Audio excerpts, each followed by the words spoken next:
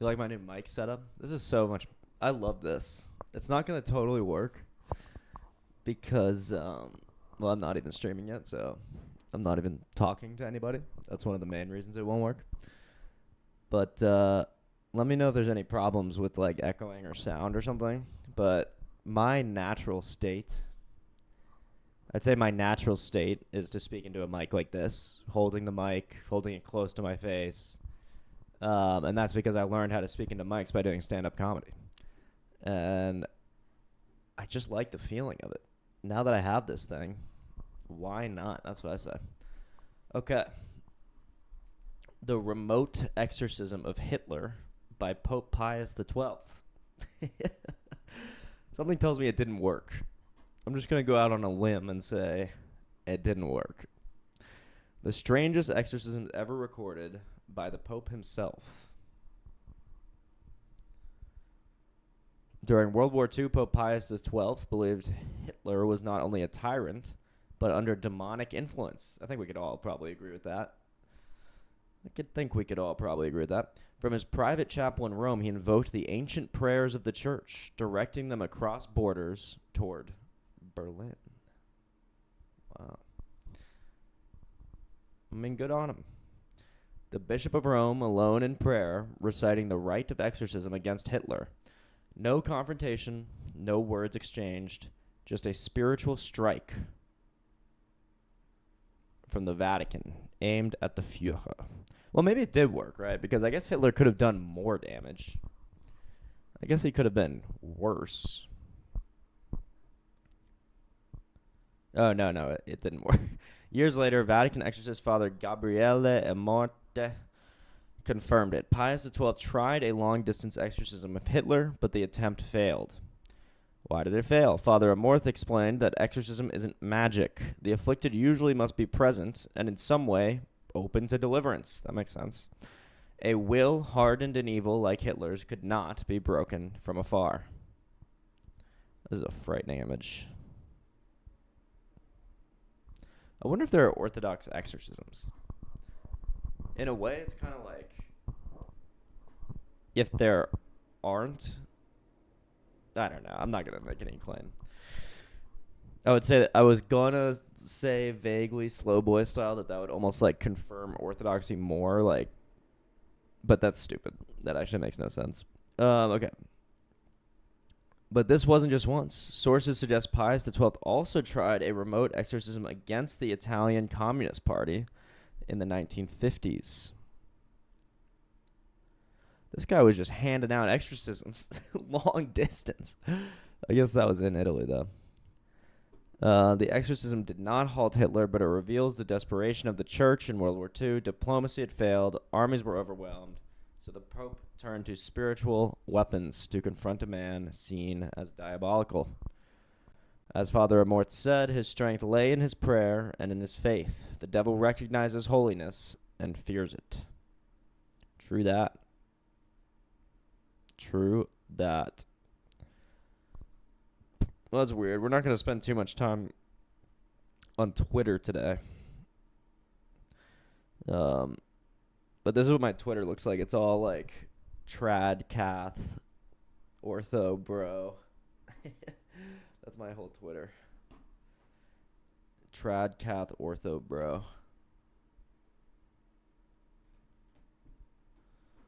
Hold on, let me clean up my desk here a little bit. God, I just love holding a real mic. Oh, it's nice. And I just trust it more. Like, I feel like you actually hear me and stuff. No, we're not going to spend all day on Twitter. But we'll spend a little bit of days. Spend a little bit of the day on Twitter. I wonder if I should, bet you guys can't even really see this, huh?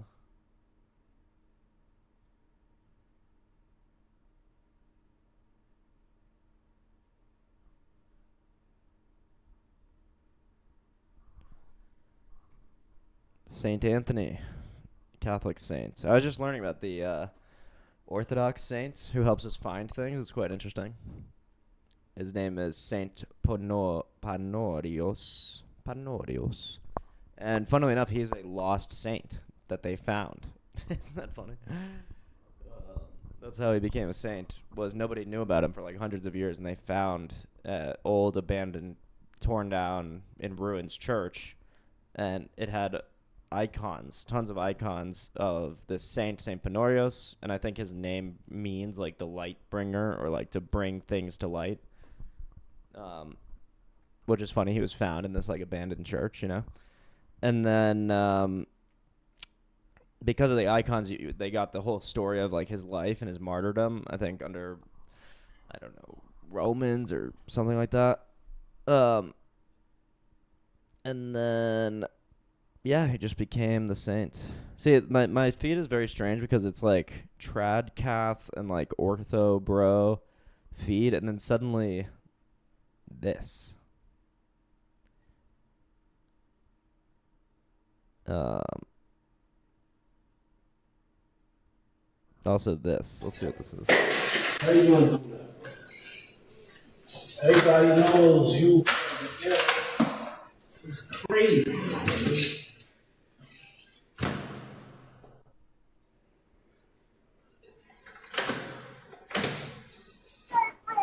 1 second. No problem. Pizza delivery.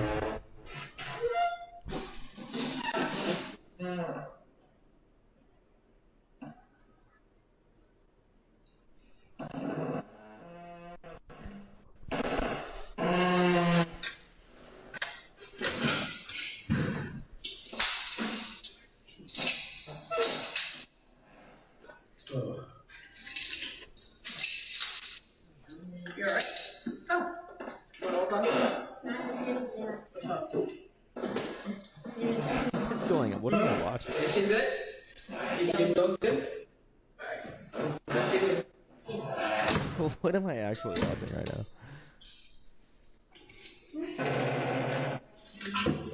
This is supposed to be like a Karen video.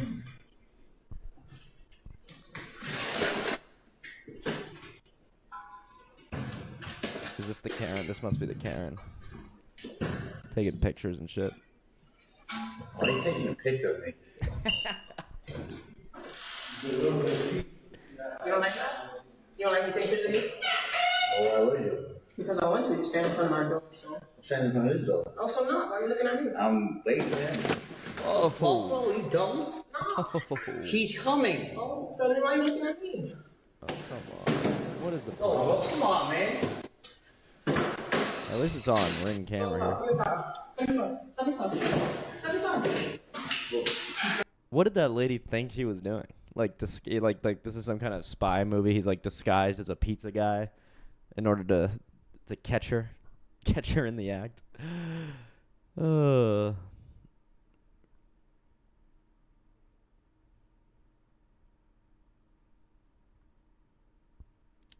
Is Eastern Orthodoxy promoting a different gospel?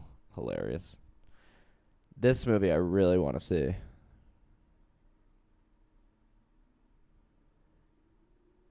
I really want to see this. Omar Epps, classic actor from House. Wiz Khalifa, Quavo, Chukwudi Owuji. And it's directed by Yelena Popovich. And she made this great movie called Man of God. And this is like a modern retelling of the Saint Moses the Black, who was a... Well, let's watch a video about Moses the Black. How about that? Let's get a little... He's such a badass.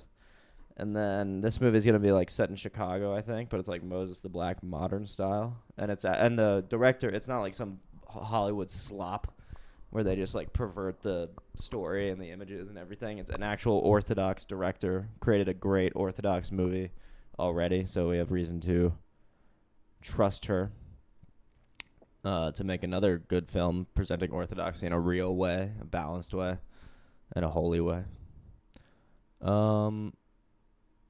Is there like an animated? This one, pretty good.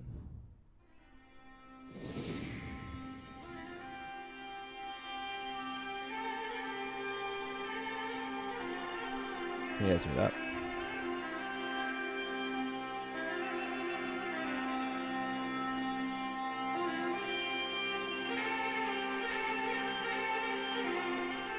A brother at the monastery in Skeethi committed a fault, and a council was called. They invited Abba Moses, but he refused to go. "Come, for everyone is waiting for you." So he got up and went. What's up, Tony? He took a sack with a hole in it, filled it with sand, and carried it on his shoulder, even as the sand began to pour out behind him. "What is this, father?" said the monks coming out to greet him. The old man replied, "My sins run out behind me, and I do not see them, and today I am coming to judge the errors of another." When they heard his words, they said no more to the brother, but forgave him. So epic.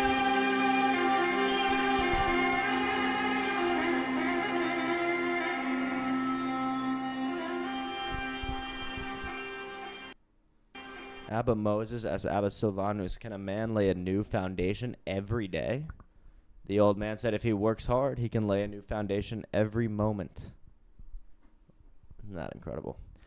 And Moses the Black needs a new foundation because he had a crazy life before he became a desert. I don't know if he's a desert father or a desert dweller or not associated with the desert, but we'll find out.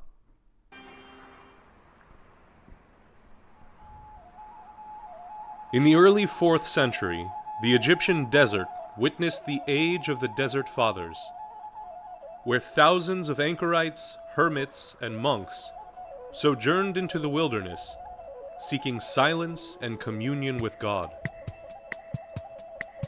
Among them came an unlikely man whose soul was so deeply stained by sin that he seemed beyond redemption.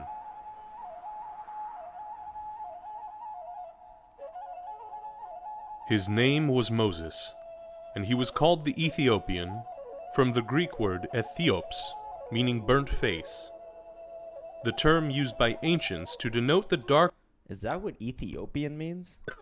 That's crazy. Hello. Hey, what's up? Oh, wait. skinned pop... Yeah. I'm guessing you actually can't hear me that well. Hold on. I can hear you fine, I think. Oh, no, you can. Okay, cool. Cool. Yeah, yeah. All right, sweet. Welcome, Tony. How you doing? Well, I'm good. I'm mostly over my man flu now. Oh, I that's can right. think You kind of got the straight. flu yesterday. Yeah, I had it for a couple of days, but I'm good now. No, that's good, man. That's good. I'm glad you're over that. Good. Thank God. I was just talking about. I was like scrolling through Twitter for some reason because I don't even know what we're gonna talk about today. I actually do have one more topic in mind, but I came across this ad for this movie called Moses the Black, which I'm pumped on, absolutely pumped on. I don't know if you can see my screen right now. You should be able to, but Wiz Khalifa, is this real? yeah, Wiz Khalifa Cueva, and this is, believe it or not, this is an Orthodox movie. Dead ass. Man. Okay, right, yeah. Dead ass, and I'll explain what I mean. So, Executive producer 50 Cent. yeah, Oh man, was this? executive producer 50 Cent, but the You creator trolling. is Yelena Popovich, and she's the Orthodox woman who created that movie Man of God that I recommended Okay. to you, and is an epic movie. And she's gonna be directing and whatever, creating this movie as well. And Moses the Black is a real Orthodox saint that we're watching a video about right now.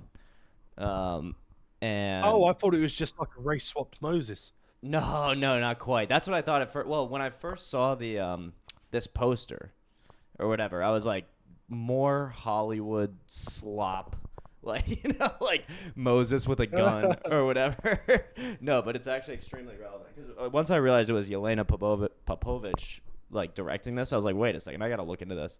And so what is it? It is. It's a modern retelling of this Orthodox saint, Moses the Black, and he has a crazy life. So we're kind of watching this video, and you'll see how this actually could translate to like gangland Chicago if they do it well. I think I have faith that they will do it well because that movie Man of God was so good. But isn't that funny? Moses the Black. I really thought this was gonna be Hollywood slop, like Wiz Khalifa, Quavo. I mean, like, but I'm actually excited for it. I don't know when it's coming out. What's the budget? 200 grand? Yeah, exactly. Let's see. Actually, this is the one downside of me using my stand-up mic is that I had to put it down to type. um,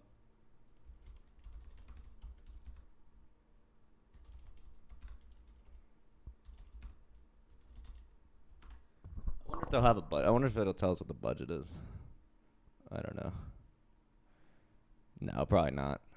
I bet it's like medium budget, if I had to guess. They probably have a couple $1,000,000 to maybe more. I don't know. I actually don't know how much it costs to Yeah. make a movie like this. Whatever.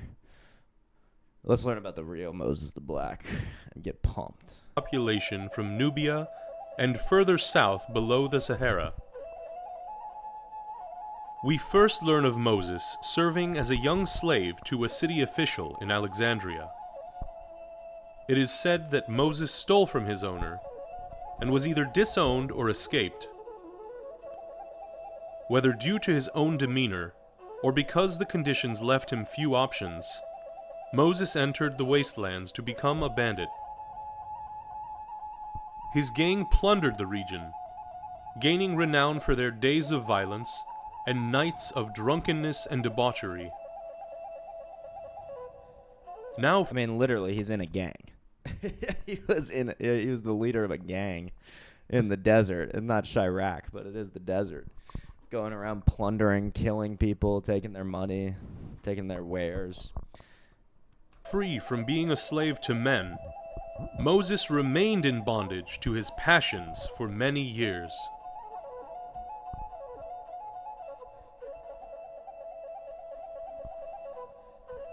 Even the most innocent dare not get in his way, such as the shepherd whose barking dog prevented a theft.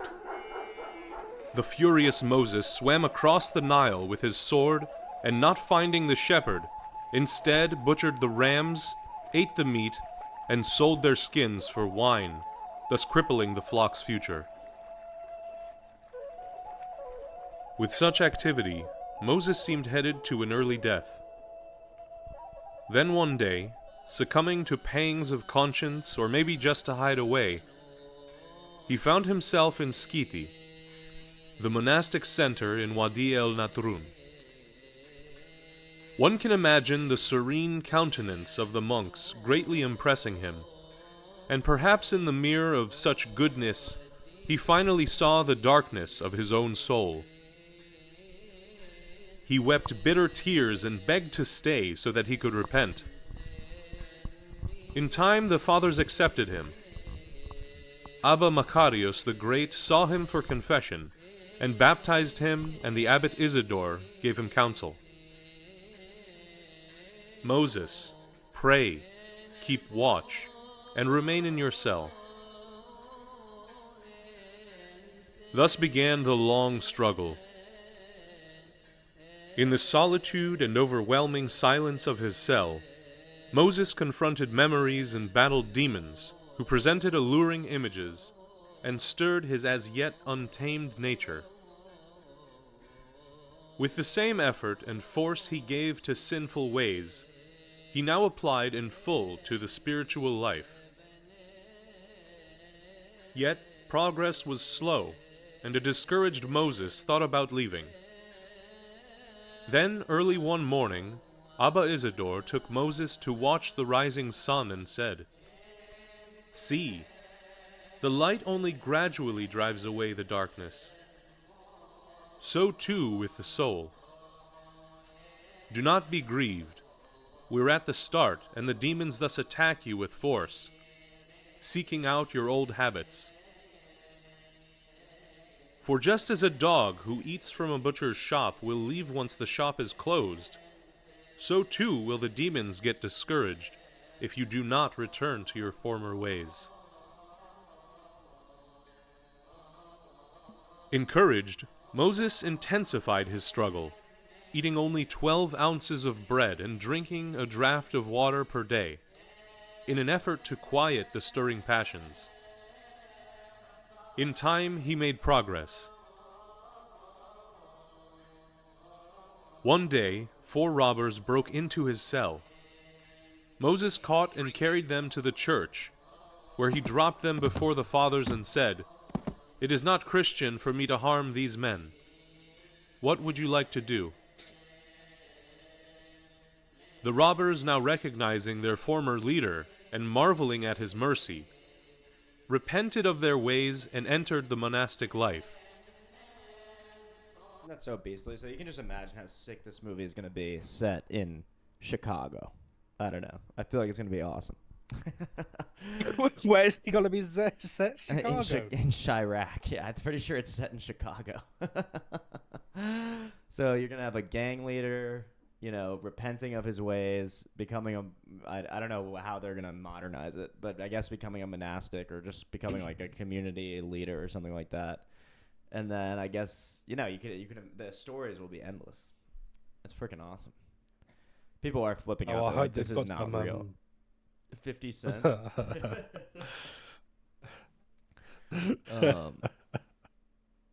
If nobody thinks it's real, I hope they actually make this movie. I would watch it. Like, no, it's in production right now. Yeah, it's based on an Orthodox priest over in Ethiopia, but we've changed it to Chicago. Yeah, And get the guns out. Live by the gun, die by the gun.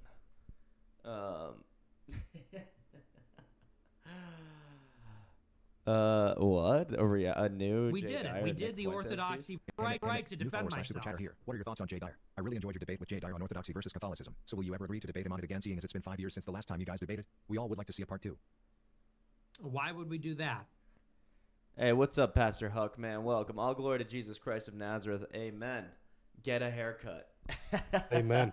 Yeah, you seen a picture of Jesus recently? He doesn't exactly have the shortest hair I've ever seen. But I appreciate your opinion. I think it might be time to get a haircut, though, on the personal level. It's getting a little unwieldy. Every time I, like, bow down in church or whatever, I have to, like, adjust my hair, and it just feels vain. Sweep it back, hand through. Yep. Okay, wait, so I don't know what. Do you know what these groypers are? What does groyper mean? Where am I looking? Hey, Nick. If you can see my screen. Oh, Kingpin Groiper. This is like a phrase I keep saying in relation to like the kind of like Nick. I mean, I could look this up. Like the Nick Fuentes, like I don't know, right wing Twitter. A group of alt-right white nationalists and religious. Where how true that is, I don't know. Yeah, exactly. That's just reading off Wikipedia. That describes a lot of people nowadays. Okay. So Anyone right of Stalin, basically. Right of Stalin, yeah. Hey, Nick, new follower, Super Chatter. What are your thoughts on Jay Dyer? I really enjoyed your debate with Jay Dyer on orthodoxy versus Catholicism, which Jay Dyer just obviously destroyed Nick Fuentes in that. So will you ever agree to debate him on it again, seeing as it's been 5 years since the last time you guys debated, whatever, yada, yada, yada. So We did it. We did the orthodoxy versus Catholicism debate. I mean, there's not any new information on orthodoxy and Catholicism as far as I'm aware. Yeah, so you still lost then? So it's just over? Griper just means they love Nick Fuentes. Okay, fair enough. I think I Jay really Dyer's don't gone live at appreciate the it. moment.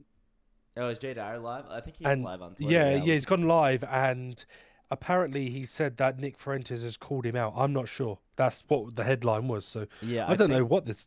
I think this might be the call out. This might be what we're watching right here. Oh, right. Okay. Ah, I see. Yeah, There yeah. is also a debate he's got lined up as well this week, I believe. Oh, sweet. This week or next week.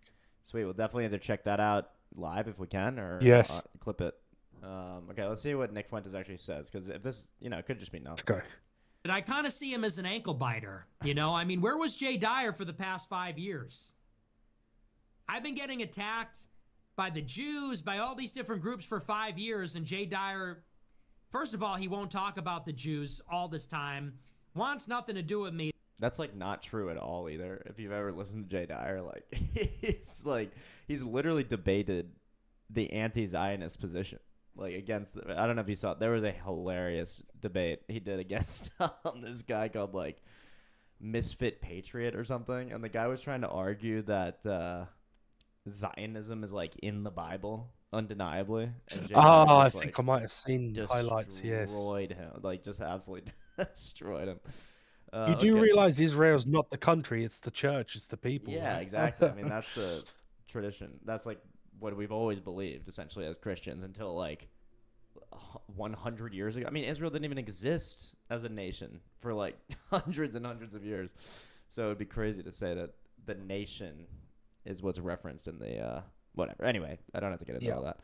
Let's see what. Then I go on this run. He reposts our debate, ankle biting me. I really see it as kind of dishonorable, if I'm telling the truth, if I'm being honest with you.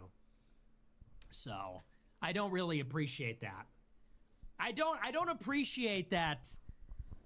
You know, as Christians, there should be some solidarity. I'm under attack constantly. All this guy does is attack Catholics. Got nothing to say in defense of me. Then all of a sudden... That's also not true. I actually watched Jay Dyer's clip on Nick Fuentes, and he defended his ethos. I mean, Jay defended Nick's ethos, his political opinions, and a bunch of other stuff. But obviously, Jay is like an anti-heresy apologist. So, of course he's going to attack Catholics, especially when they come into his chat and try to say Catholicism is true, when it's not true in his view and in my view. So I think these are kind of unfounded, complaints. Pastor Huck says, Nick is literally just a kid who just sits in front of the internet and sucks everything like a sponge and has a lot of opinions. He's never touched dirt, built anything, just a basement boy. Yeah, I could probably agree with that. I think he's... Is it me or is his hands too big for his body? His hands. Maybe he's actually a... I don't know. I believe it. I haven't noticed that. But he does have a weird... This is something I saw Jim Bob comment on too. It's like, does anybody know how old this kid is? He's one of these people that could either be 38 or 23, you know? I mean, I know he's older than 23, but kind of has that ageless... He's like a shapeshifter. He kind of is like a shapeshifter. Also, I wouldn't trust anybody that cannot square up their thumbs. I don't think he can square up much of anything. I don't even know what that means. You probably shouldn't be trusting me, Pastor Huck. What does it mean to square up your thumbs? Like, do this? Is that what that means? When you make a square with your thumbs, like this? I'm on this generational run. Oh, now he reposted debate. Now he's in my replies. Oh, I'm going to debate him again. I beat him in a debate. It's just kind of shitty. I think everybody kind of recognizes that about him. That's just kind of shitty behavior. So I think I'm going to pass. We did it. It is what it is. Okay. I mean, that's not to be honest, that's not really much of a call out. So if that's what Jay is responding to, then I think that's going to take about 12 seconds. Fuentes calls me out. Tim Gordon. Oh, he's going to debate Tim Gordon. That'll be really good, actually. That's the one. That'll be really fun because Tim Gordon is a sort of advanced Catholic, that actually knows the canons and the councils and all that stuff. So he's that would be really good because I think if I'm thinking of the right guy, so I saw Jay Dyer, Tim Gordon, and some random I think he called himself an Anglo-Catholic or something, which just means Anglican, I guess. High Church Anglican. And who was that? We can find. It was on Tim Pool's podcast. Oh yeah, I watched that. There was a debate, wasn't it? It was Jay Dyer versus someone else, I believe. Yeah. Was it 2-on-2? Or I can't remember. It might have been 2-on-2. It was 1-on-1. I'm pretty sure, if I remember correctly. So yes, that's right. Yeah. This will be a preview of their debate. Who's the creator, Tim? Same God would be Tim. Who's the creator? The same God would be an so you can't answer indexical. this. Why are you being dishonest? So you're being dishonest. You Who's said the it's creator? Tim, literally. Come on, man. Come people on. out there checking. Who is the creator? Because he can't answer. Look, I understand Notice you don't he's understand coping. the philosophy involved. He's melting down. So this is Tim Gordon, advanced Catholic apologist, I would say. Jay Dyer, we know everything. Oh, this is what he's having a formal debate with. This guy, I think he's Tim gonna have Gordon. a formal debate with that guy that he's yelling at right now, and he's probably gonna keep it. Oh, that's gonna be if I had to good. guess, it's gonna stick to Vatican II. And I mean, Jay Dyer just destroy.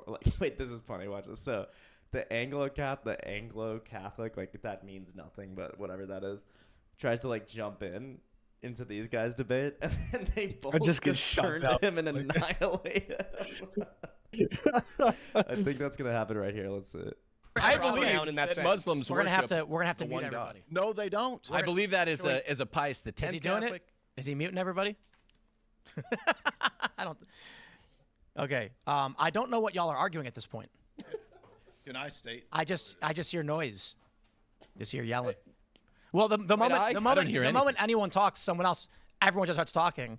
And then when I was asking a question, you guys started having a different debate at the same That's time. fair. That's a fair point. So just say something right here. Yeah. This isn't the best advertisement for Christianity. Not this at debate. all. Not at all. I Because completely it agree. was just talking over and over. Like, It's hard to if you're watch. if you're on the edge, yeah, and let's see what these Christian guys, and it's Yep. just this. Yep. I spoke to a few when I used to go to an evangelical church. Yep. I spoke to a few in there about the differences in beliefs, like traditions and that. And two of the guys in there said, you know what? I lived through my whole university with just Catholics and Orthodox and Anglicans just arguing Just every yelling. day for 2 years. It turned so many people off Yep. the church and they Yep. just left. And I kind of felt like that, so I just went my own way. I don't want nothing to do with anyone. Mhm. I'm happy here. I'm sick to death of this arguing. Yep. Just leave me to celebrate Jesus. And I can understand that when you've lived through that, Totally. you can, like, is this all it is? Yep. It's the truth is important. It's the most important thing, but I know this is kind of like blood sports in a way. Yeah. But No, there's this is just- like blood sport. Yeah. it no, has you're to be absolutely some right. sort of reconciliation somewhere. Like, Yeah. where Orthodox and Catholics can meet up under the same building. Not to do a liturgy or anything, because obviously Right. they're not going to do that. Right. Right. But Right. to just sort of like talk about what they agree on and to try and put the best foot forward. Because Totally, surely totally. it's not just trying to beat down each other. And if I That's were highly to, unchristian. Totally, I completely agree. And so, like, if I knew someone that was on the fence or something about Christianity, and I hope this wouldn't come off as deceptive, I would point them to apologists that are actually dealing with where they're at. For instance, atheism or Buddhism, whatever they're coming from. I would point them to a specific type of apologist, or really, I would give them. I have like 100 of these tiny little Bibles called it's called the Case for Christ, but it really is just the New Testament and then like some commentary. And so I would say go to the Bible. First of all, go to your heart, like pray in your heart, and see if you can establish this actual direct relationship with Christ. And then if you get that going, like that little seed gets planted, then they'll go where the whole thing will unfold for them in the most sublime way, you know. So those are the things I would deal with for people that are like on the border or like interested in the faith or something like that. But for me, I watch this debate as a Episcopal, which is basically like this Anglo Catholic guy, and I was like, oh boy, I got to do some thinking.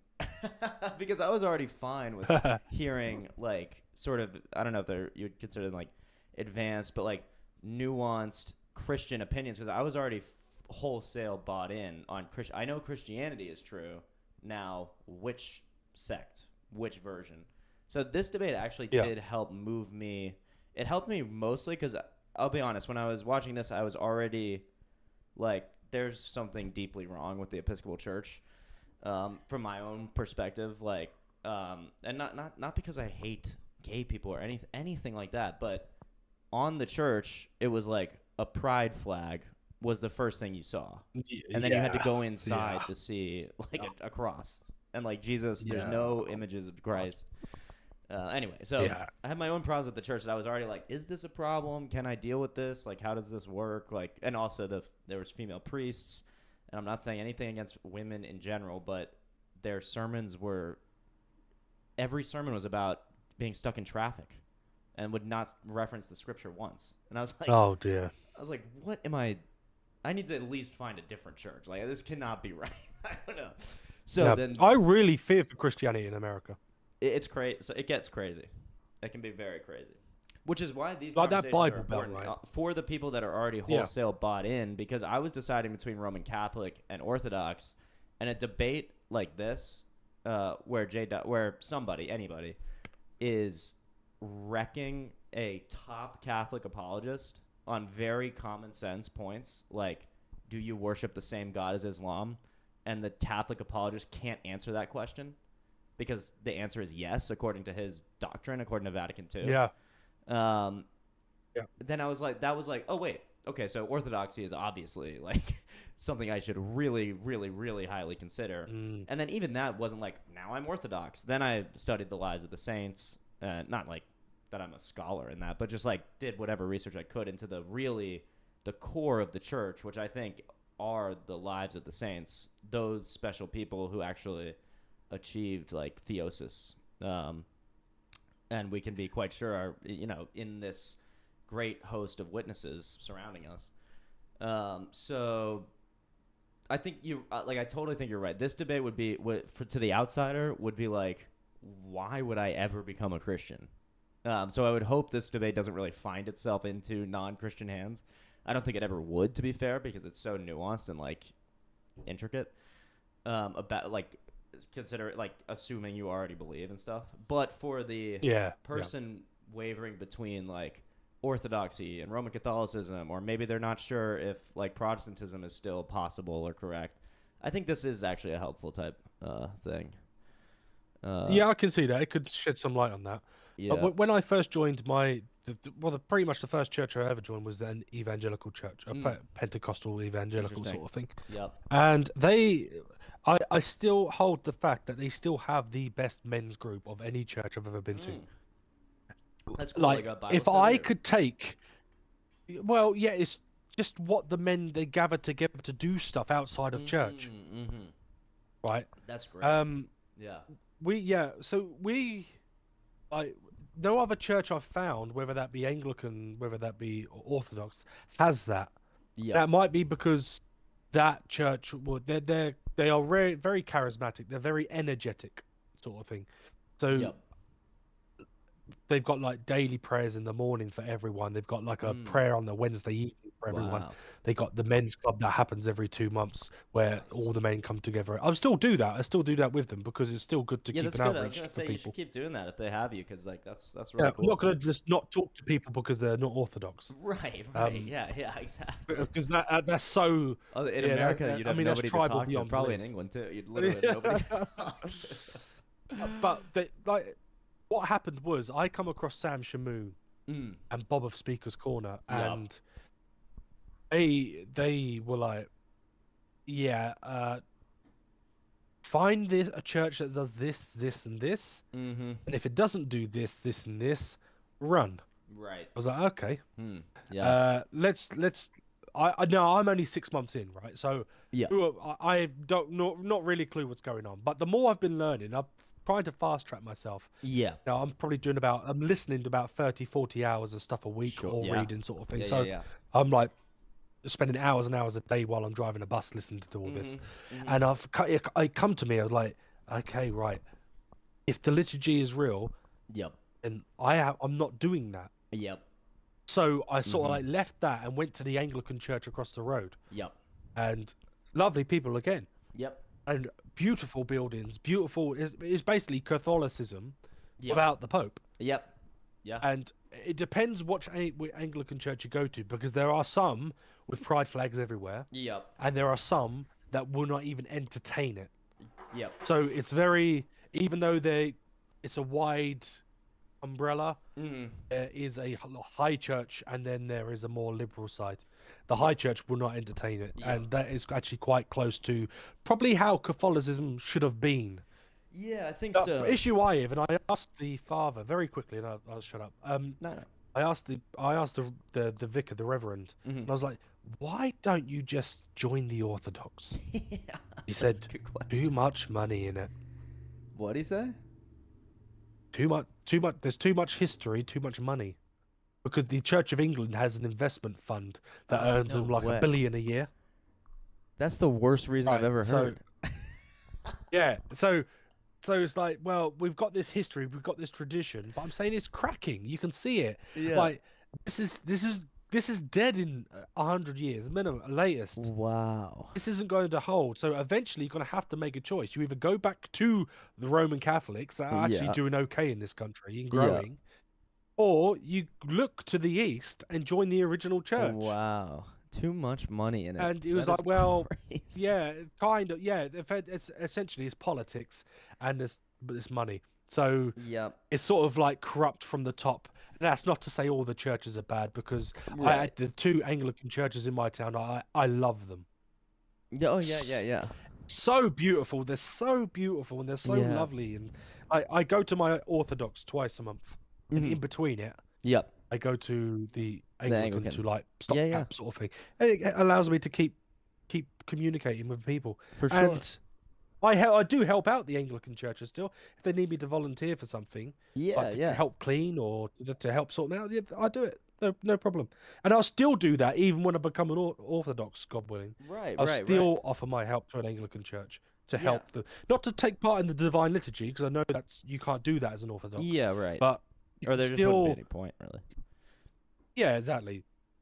But you can still help out a community. Mm-hmm. I think that's still showing the love of Jesus. Well, totally. Yeah, I think there's nothing wrong with that. Absolutely, and especially if they, which they probably do, have more opportunities to do that kind of charity through the Anglican Church than in the Orthodox Church, because most Orthodox churches are much smaller, much less resources, sometimes not as ingrained in the community as like the Anglican Church literally means the Church of England. Like it's the English identity, basically the Anglican identity.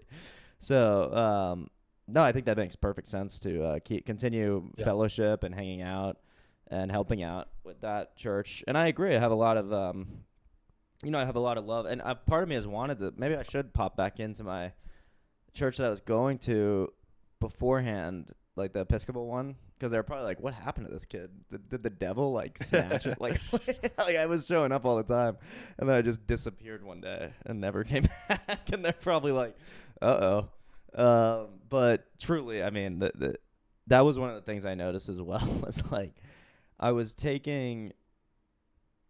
I guess they call it taking communion in the Episcopal Church, which is essentially the Anglican Church, just Americanized or split off. There's like some political divide I don't even understand. And I was like, ooh, I feel all good inside or whatever. So I was like, so it must be real. And then I thought about it as like, well, I felt all good inside when I was like literally praying to aliens. So that doesn't mean it's real. So I got to figure out. It could also be a placebo. Yeah, and it totally could. It's more likely that it is a placebo, actually, because that's sort of like my pattern of seeking, I guess, was like convincing myself that hallucinations or like feelings that I conjured out of my own head or heart or whatever were ultimate reality. And it's honestly, it's like a solipsistic thing in a way, or like it's just like I had this view that like, oh, we create our own reality, man. And that's kind of what the Protestant view is, with this like Christian bent. But it's still like, oh, I read the Bible and I create whatever I want out of it. By interpretation, yes. Yeah, and so the church was filled with people that all believed completely different things. So like Protestantism itself, like every sect believes completely different things, or, in certain areas. But then in my church as well, in that church I was attending, I think I told this story, but there was a guy who was like, raised his hand in the Bible study, and he's like, we don't call him Father, but I can't remember, like Reverend, Reverend Peter or whatever. Does this still apply to me if I'm an Aryan? And I was like, what? An Aryan? Like a German or something? And then he meant no, like he affirms the Aryan heresy. heretics. Like that's how he lives his life, is that like, Jesus was not God. And actually, I think he took it even further than the Aryan heresy says, like historically, that Jesus was the first created being. Still totally heretical, still totally wrong. Yeah. But at least it like holds Jesus up as this like kind of cosmic entity or whatever power. This guy just believed Jesus was a dude, just a guy, like a good teacher, right? And then the priest wasn't like, no, that's wrong. This is not what we believe. Like, you should probably find a different church or whatever. The priest was like, yeah, that's cool. And how does that make you feel? I was like, what am I doing here? Like, what am I doing? No. Literally, what am I doing here? No. Church isn't there to affirm your heresy. Yeah, just confirming it's there to heal you. It's there to fix you. Yeah, absolutely. So anyway, that was what I experienced in that church. But not to say they weren't just like absolutely lovely people. And I'm sure the priest didn't really have tons of heretical views. He did have whatever ones come along with being an Episcopal or being a Protestant, plus things that I don't think even come along with being a Protestant, which is, you know, performing gay marriages, throwing pride flags up instead of holy images and icons. Like, you know, some of that stuff is really kind of egregious, and that's what kind of got me away from it. Yeah. Okay.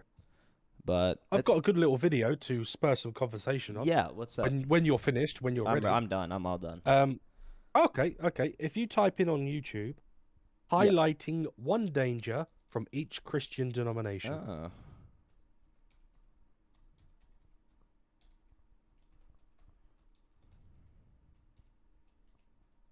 And then put SoCo Films, SOCO, at the end. Cool. That's the top one. Yep. There we The go. reason why I'm going to do that, brothers and sisters, Good video. I like is this guy, because I am an ecumenical Christian. I'm going to see him this weekend. believe in Or next weekend. Oh yeah, you're gonna go to Speaker's Corner? No, so he's running the Christian camp sweet. at the end of the month for 3 days, Friday, Saturday, Sunday. He's taking 4 lessons, and it's like a prayer weekend. It's a Christian getaway. Nice. There's about 50 of us, I think.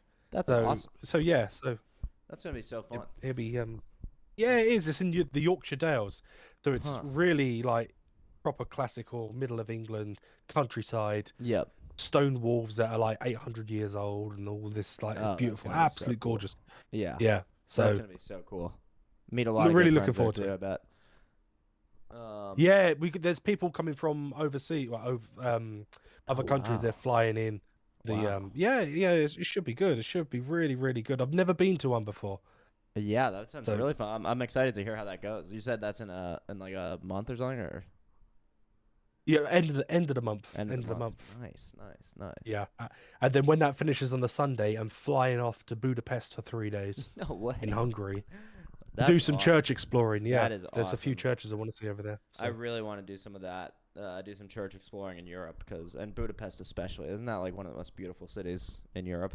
I would imagine. Yeah, I saw it. I saw like, weekend break, right? Mm-hmm. Very quickly, because we keep Yeah. going on over.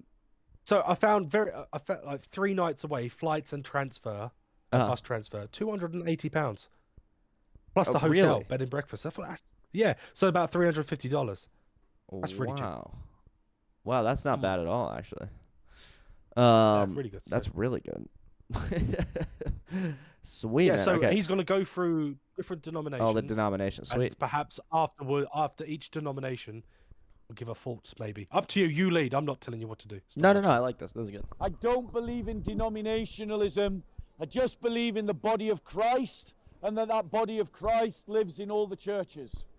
So I'm going to highlight one danger from each of the major denominations that we as Christians should be aware of, and that we should try to pull our particular denomination away from. And that I'm offering you a list of minor errors and major errors so that it doesn't infect you in your walk. Now, there's no getting away from it. I lean towards Catholic spirituality and a Catholic understanding of the faith, but I'm not Roman Catholic, despite what everyone keeps saying. I'm ecumenical. So I'll start with the Catholic churches first, and then I'll move into some of the major Protestant churches. So hopefully I'll pick on your church as well. Just let me get around to it. I'll pick on the other churches as well. Just let me get around to it. Okay? And I'm I won't spend curious too about long what is on the each Orthodox, one. So starting with the critique will Roman be. Catholic Church. One of the biggest problems that I see in Roman Catholicism is their propensity to turn everything into a spiritual devotion. Doesn't matter what the situation is, doesn't matter what the problem is, the answer from the priests is always, let's say more Hail Marys, let's say more rosaries, let's offer up more prayer. There is a truth to the saying that you can be so heavenly minded that you're no earthly good. The reality is that when a car is broken down, you're not going to fix it through prayer. That when a hungry person needs to be fed, you aren't going to pray a sandwich into existence. That when Christians are being persecuted, you're not going to stop that persecution by shouting or praying quietly about it. Prayer is not the answer to every problem that the church faces, ladies and gentlemen. As Christians, we need to make sure that we apply practical solutions, that we learn from the studies of the humanities to the problems that the church faces. So that's the Roman Catholics. Now pick on the Eastern Orthodox. Nice. Eastern Orthodox churches have a problem with their susceptibility to nationalism. What? We see it playing out right in front of us right now, where the Eastern Orthodox churches are literally killing one another in Ukraine. They're literally betraying one another in Armenia. Why? Because nationalism often means more to the Orthodox Christian than even other Orthodox Christians do. That is a danger that can divide Christian against Christian and make Christian fight Christian. I would absolutely agree with that. I've actually noticed that in our own group chat, our own church group chat. They have to moderate the content, because if someone posted a video of I think it was Putin visiting the Archbishop or whatever it is, Metropolitan of Alaska, and just posted the video oh cool, look at this little Orthodox moment, a world leader visiting a Orthodox priest, bishop. Yeah. And then our the leader of the group chat was like, hey, guy, no problem, but try not to post anything that could be vaguely perceived as political. We've had problems in the past of people fighting about the Russia-Ukraine thing in our church group chat. So I think that is true. But that is not a theological problem with the church, though. That wouldn't be a reason to not be Eastern Orthodox. That would be a reason to not be a nationalist, which I agree with. But there's also, unless there is some kind of thing, which I really can't see that I there is. don't think there is. There's nothing. I think it's in the liturgy. There's nothing in the theology and the teaching that encourages you to be a nationalist. I think it's probably the opposite, really. But that's human nature, to be a nationalist. So if the problem with the Eastern Orthodox Church is human nature, then we agree. We completely agree. Yeah. That doesn't mean you shouldn't be an Bob Eastern Orthodox. recommended me to go to an Orthodox church. What's that? He recommended me to go to an Eastern Orthodox Oh, church. did he really? Yeah. That's So I was good. talking to him about my struggles, and I need what I see in my own church isn't. I can't see it in the Bible with fruit juice and pastors and women pastors sort of thing. Then there's no apostolic succession. I was like, what churches? And he was like, go to a Catholic church. I know some good Anglican churches. I know some good Eastern Orthodox churches. Here's some Eastern Orthodox churches. Go visit them. Nice. So he sent me to an Eastern Orthodox church. That's nice. That's good. He is a true ecumenist, which I wonder if he's going to critique that position, because or if he's going to offer a critique of his own ecumenism, because I think that is almost equally as dangerous. Yeah, because I was like, I asked him actually on a live chat once, and I can't remember what he said. But I said, isn't being an ecumenist, isn't that basically being your own pope? A pope unto yourself? That's what I think. I can't remember what he replied. He had a reply, but I can't remember what it was. Yeah. I just think there's something, well, it's deeply Protestant, which is fine. Whatever. It's not right, but that's understandable.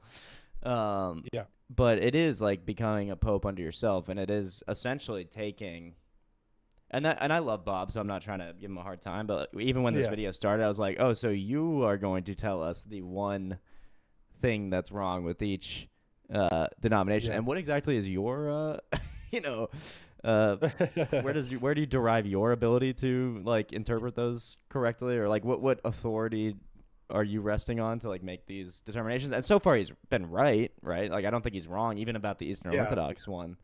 But it is this Pope unto yourself type of thing.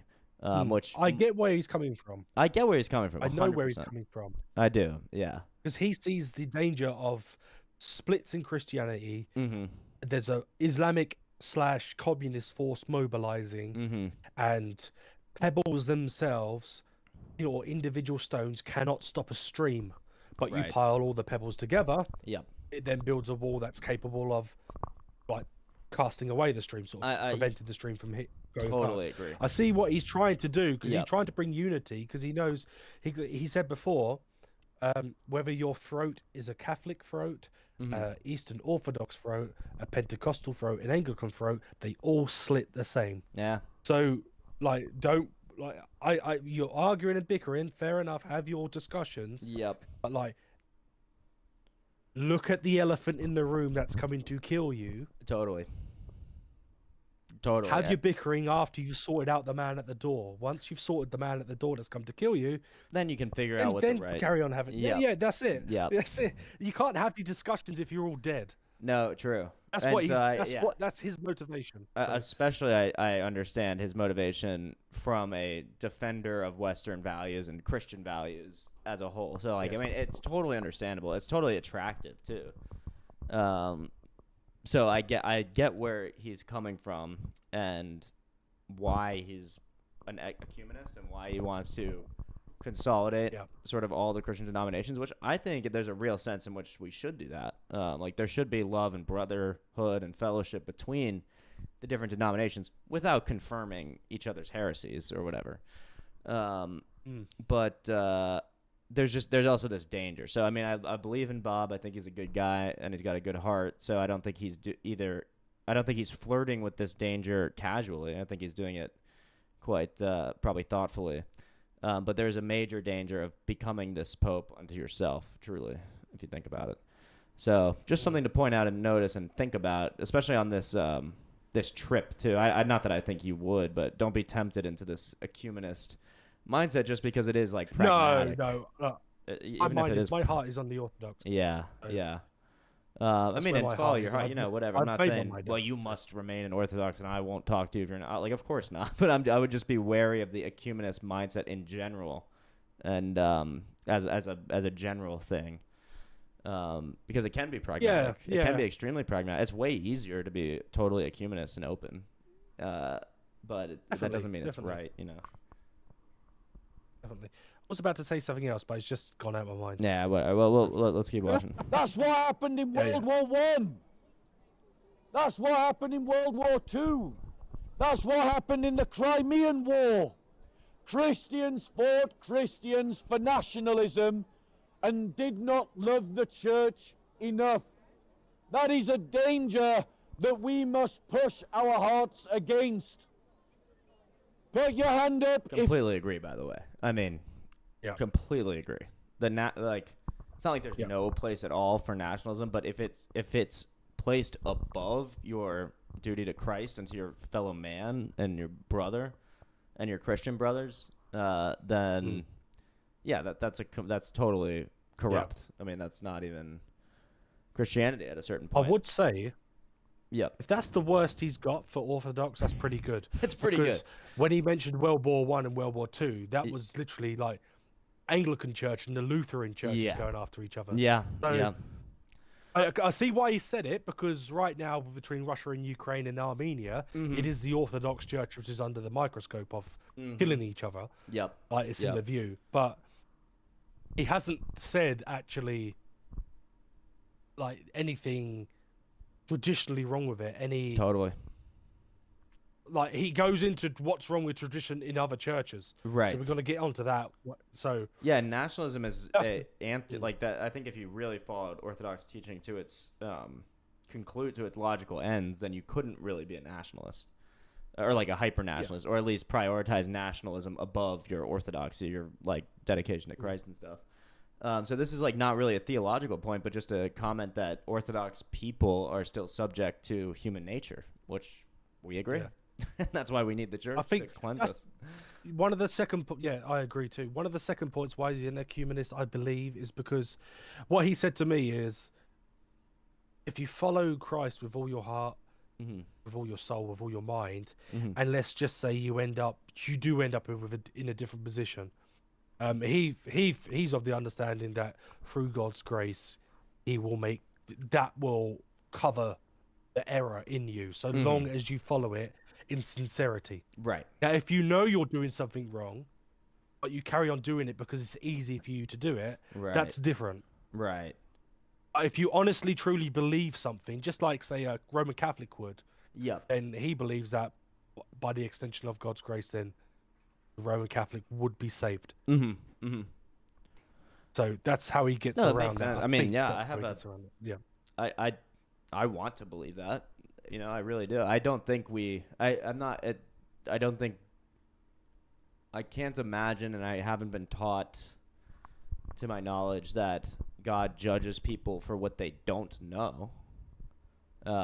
So in that sense, I could agree with that. Yes, that's right. Yeah, yeah. But ultimately, I would just say I can't make any claim about who is saved and who's not. I don't even know that I'm saved, right? And if you listen to all that's the thing, we don't. great, well, certainly I don't, but I don't know that any Orthodox in particular is saved either. And if you listen to the great saints, up until the very minute of their death, they're praying for mercy to be saved by God with this genuine humility of like, I don't know nor deserve this kind of grace. So to say that, like, oh, well, every Catholic is saved or every Protestant because they genuinely want to know Jesus or whatever, and they don't know all the heresies and they don't know this and that, it's like, I think there's a world where God will save all those people. I think that's totally within his power and possibly within his mercy and grace. But because I don't even know about me or other Orthodox, I certainly couldn't make any statement about their state of salvation, you know? Yeah, I think St. John Chrysostom once said, I believe it was him, it might have been him or St. Athanasius. He said, the road to hell is paved with the skulls of erring priests with bishops as their signposts. So I know that's in particular to the clergy because they have they're held to a higher standard because they're the ones that are leading, that are teaching. For sure, yeah. But yeah, so even according to those great saints, like, they're lined with Orthodox skulls. Oh yeah, after hell. absolutely. And that's that famous icon of the ladders of the ladder of the saints, right? Have you seen that icon? No, you gotta look at it. Go for it. You go for it. Be for the benefit of everyone there. Yeah, this is a great one. So I think it's in pretty much every Orthodox church. We definitely have one in mine, or the one that I attend. And it's just a incredible image because these are the saints, right? And they're doing their best. They're marching up the ladder, and of course, Jesus Christ is the ladder that Jacob sees in his dream when he's lying under the tree. And so this ladder is Jesus Christ, right? And they're kind of praying and humbly praying their way up into heaven, and yet someone's way up here, someone's way up here, someone's up here, up here, up here, up here. And the demons are still able to pull these priests down, right? And these are all the saints, right? Hypothetical, potential saints that have fallen, and that's a real thing. And it really does happen. And so so even for the holiest of people to have this concept in mind that you're not too holy to fall victim to prelest. Yeah. Prelest is my entire life was prelest until about I don't know, not until tomorrow. I don't know when that's going to stop, but when are you starting your catechumenism? Well, so technically I've been catechized, like they did the kind of ritual thing. I don't know if that's what it means to be catechized, but the classes start in September. Yeah, yes, that's right. Oh, I see. Same time as me. I start mine on September 15th. Okay, cool. I think it's around the same time for me. I don't know if that's like a thing or if that's just convenient or what. It must be. Must be. I take it goes on to like Easter next year or Pascha. Yeah. Well, so I don't know. And this is more individual and this is more up to the local kind of parish and priest, I think. But yes, how long you actually stay in the catechumen classes or how long you're catechized for. But he said I would be eligible for chrismation because apparently I don't necessarily need to be baptized because I was baptized in the name of the Father and the Son and the Holy Spirit in the Anglican Church. Yeah. I don't know if your priest told you that too. But I'll be chrismated, or I'll be eligible for chrismation. I think it's in basically a year. I think he said it's the Synaxis of the Apostles, which is about the time that I first went to the church. So that's in about a year, pretty much 11 months or something like that. So I guess I'll be in catechumen classes, or I'll be catechized for probably like 10 months, and if it is revealed to the priest or his decision is that I'm ready to actually take on the life of the church, then that would be the earliest time that I could, which I would hope that I could, but Lord willing, So yeah, that's interesting. I don't know. So it usually takes about a year, I think. It can be 1 to 3 years even. I know I've heard of people catechized for like 3 years. I've heard of rare cases. A guy told me he knew one person that was 6 months. Did it in 5 months. Yeah, or 6 months. Yeah. Yeah. So I don't know what those. I want this on my wall. This, yeah, it's a great reminder, man. I want that. It really is. Yeah. Yeah, you should do. That's another thing I want to do soon, and I don't even know where to start. I'm going to ask my priest about this, but building a prayer corner, because I don't have one yet. I do. Yeah. I bought the cheapest things I could get because that's all I could afford. Yeah, I mean, you can get like literal free ones. Of Mary in the. Oh, nice. Yeah, what'd you start with? Mary and Christ, I'm assuming? Yeah, I got a picture of Mary and Christ. I actually bought that from a Roman Catholic shop. Cool. Because it's all pictured. This is before I Right. But yeah, about 3 months ago, and they had a sale on. It was like £5. It was all pictured in glass frame. It looked beautiful. Oh wow. And I've got this icon of Christ. Yeah. And a Holy Bible, and it's very simple, but that's all I've got at the moment. Until I can afford some more. Yeah, it's tough. So they can be expensive, especially if you want like a nice. They don't have to be the best. Yeah. Yeah.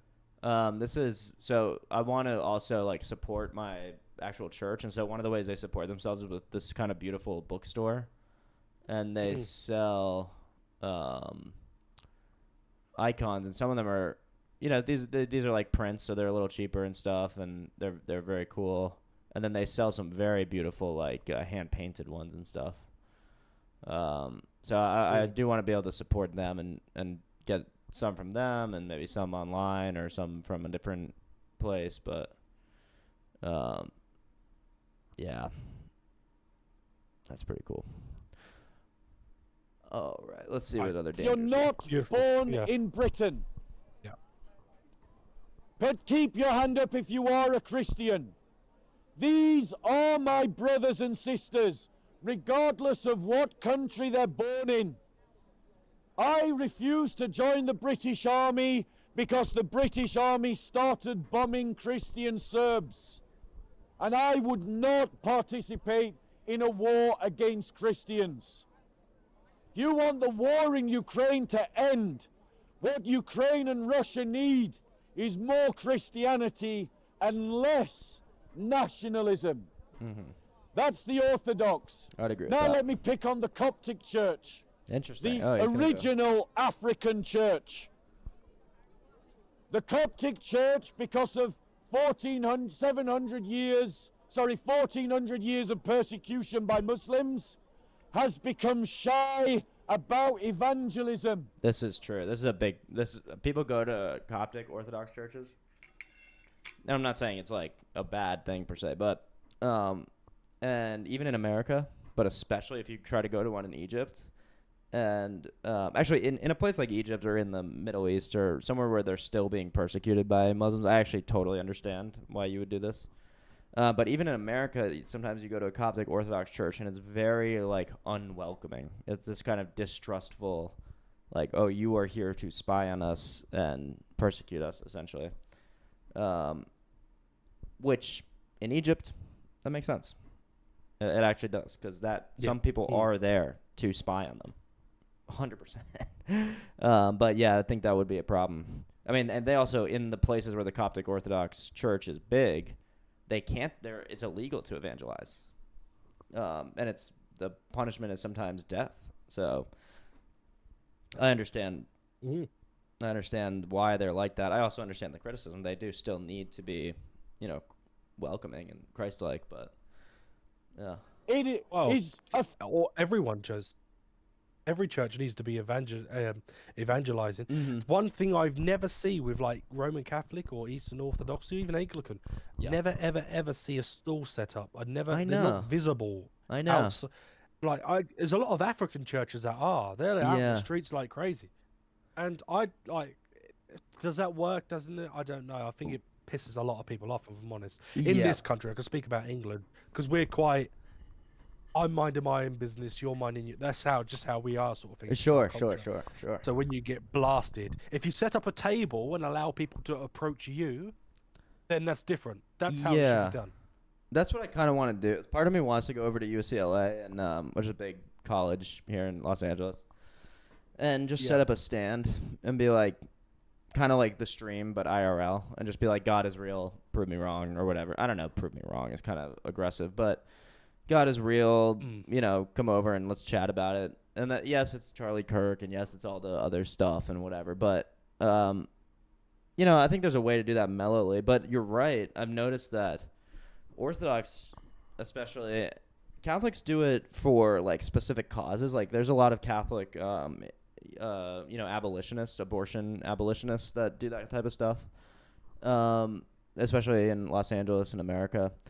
But Orthodox really don't, and I thought that is interesting. Like, I wonder, again, like you, I wonder why. And I've seen one quote. I want to say it's from one of the great saints. I don't know if it's Paisios or somebody, but it was essentially that one person just kind of meekly. And I'm totally paraphrasing. This is not like a quote. Yeah. But like one person kind of meekly shining the light of Christ forth from their being will convert thousands. And so I think the Orthodox idea is you lead by example. And people are like, why is that guy so peaceful? Why does that guy always know what to do? Why does that guy have like a family and a life and like happiness and actually have a peaceful heart? And then if they actually decide to ask you that, then you go, because the Lord Jesus Christ is my Savior, right? And I'm an Orthodox Christian, and you should come to church on Sunday or whatever, right? Yeah, I see. The one thing I was told, I spoke to this with, I think he's a subdeacon in my Orthodox church. He's a very nice guy. And I was talking to him about, why don't evangelism? I don't see many Orthodox. Why isn't it like that? He was like, well, maybe we should set up a stall or something. And he said to me, and these are quite wise words actually, concentrate on your catechism. Yep. You don't need to do nothing else. Yep. Just concentrate on that. Yep. Don't let anything else tempt you or taint you. Just get that out the way, learn the basics. Yep. See what we have in store for you. With a blessing, then do it. 100%. Until then, you've got your one goal. Catechumenism. Done. 100%, man. That's very wise. That's something I'll have to internalize as well. That's smart. I appreciate that, you sharing that with me.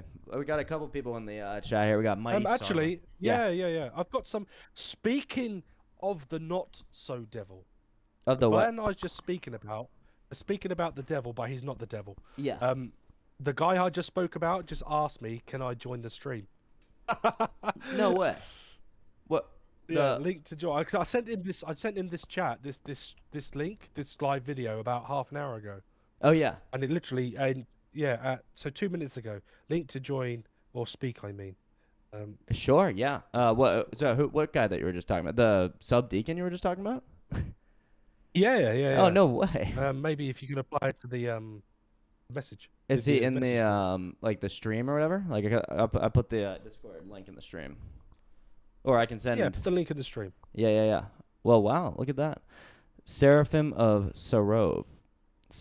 Well, that was the saint who had the quote about living as an example as that being the example itself, right? That's great. Hello, Mighty Sarlacc. Welcome. The prove me wrong comment is in a way a burden shift, but I get the topic and why it's stated. Yeah, again, it's like I don't really want to do that. I just don't. I don't really like debating. I don't really want to be like a debate guy. You know what I mean? And I don't think I really have any right. Like, I don't really have any wisdom to offer to a debate. I don't know. Maybe. I mean, I could. If I'm happy to defend my faith or something in a natural way. I'm happy to. Yeah, we have a basic. We got to build up a basic defense. Yeah, I mean, I'm happy to give a reason for the hope that's within me, right? I'm happy for that. Yeah, that's right. That's right. The problem is I don't have all the reasons, right? I'm not like a. I'm not. That's why he mentioned. Yeah. Get your catechism done first. Well, like, definitely. Learn the basics. Yeah, and that's why I really try not to. I try not to pretend like I'm teaching anything on this stream. If anything, like, and we get into the Bible or we get into talking about saints and stuff like that, it's more out of my own interest and hopefully making it interesting to the chat. But I have nothing to teach. I have nothing to offer, really, at all. Just sort of, this is what I do. I don't know. This is just what I've always done, like streaming. Yeah. Who are we to teach? Yeah, I mean, I've got nothing to teach. So, Mighty Sorry says, sure, you also want to compare worldviews as well, so you aren't only interrogated. Yeah, well, to the point of the to shifting the burden of proof, I just don't really buy the thing. Oh, and by the way, if anyone wants to join the chat, this restream or whatever, this Discord link in the chat, if you just click that, you will have to accept the rules in the rules tab. And then you should be able to join this live chat and we'll get you talking. So yeah, like the atheist always says that that the Christian has the burden of proof to prove that God is real. And I'm just not sure if that's true at all. It makes this sort of claim that there is no positive claim made by the atheist. But I think a universe constructed or, I guess, randomly coalesced without an intelligence is a positive claim. It's something along the lines of it is possible for naturalism to be true, or naturalism is true, or whatever. I know, I mean, we could get into that. Yeah, that's a head spinner. Let's try. Maybe we should try and keep it Christian tonight. Yeah, probably. I don't know. It's up to you. It's your tune. We love going off on tangents, right? I know. I love it. This is it's ramblings, right? I've just been ramblings. I'm a madman. I've just been rambling. I always ramble, so that's what the whole channel's been for years and years and years. Get back to Bob. Some juicy stuff. Yeah. Wait. I'm curious. I'm still curious about this Bob video. Let's see what other problems in the denominations are. Freed to do evangelism. But I want to remind my Coptic brothers and sisters that bringing people into discipleship with Christ is a command of Jesus, not an option of Jesus. There are lots of churches, lots of liberal churches in the West that don't believe in evangelism. I'm afraid you don't have a choice. It's there in black and white or red and white, depending on which Bible version you're using. Jesus commands that we do evangelism. It is not a choice. Roman Catholics, you've got to evangelize. Copts, you've got to evangelize. Orthodox, you've got to evangelize. Methodists, you've got to evangelize. Okay, so that says Coptic, you got to evangelize. That's the Coptic critique. That's evangelism. So that's the Coptic Church. America, Let me talk Israel, about the Anglican Church, the Church of England. The danger of the Church of England is that it compromises with the culture too much. It wants the culture to pat it on the back and go, you're just like us, we like you, because you bless gay marriage, you celebrate trans ideology, you You believe in gay marriage. You don't believe that Jesus is the only way to salvation. Compromising with the culture is the danger that Christians face all the time. Christians compromised with the apartheid culture in South Africa. The Dutch Reformed Church went along with apartheid South Africa. Lots of Christians went along with the Nazis in the Third Reich in Germany. Lots of Christians went along. I mean, yeah, that's totally what that's what we were talking about before, Tony, and that's what I noticed is that there was this sort of cultural concession that made me uncomfortable about being in the Anglican Church. So, totally agree on that front.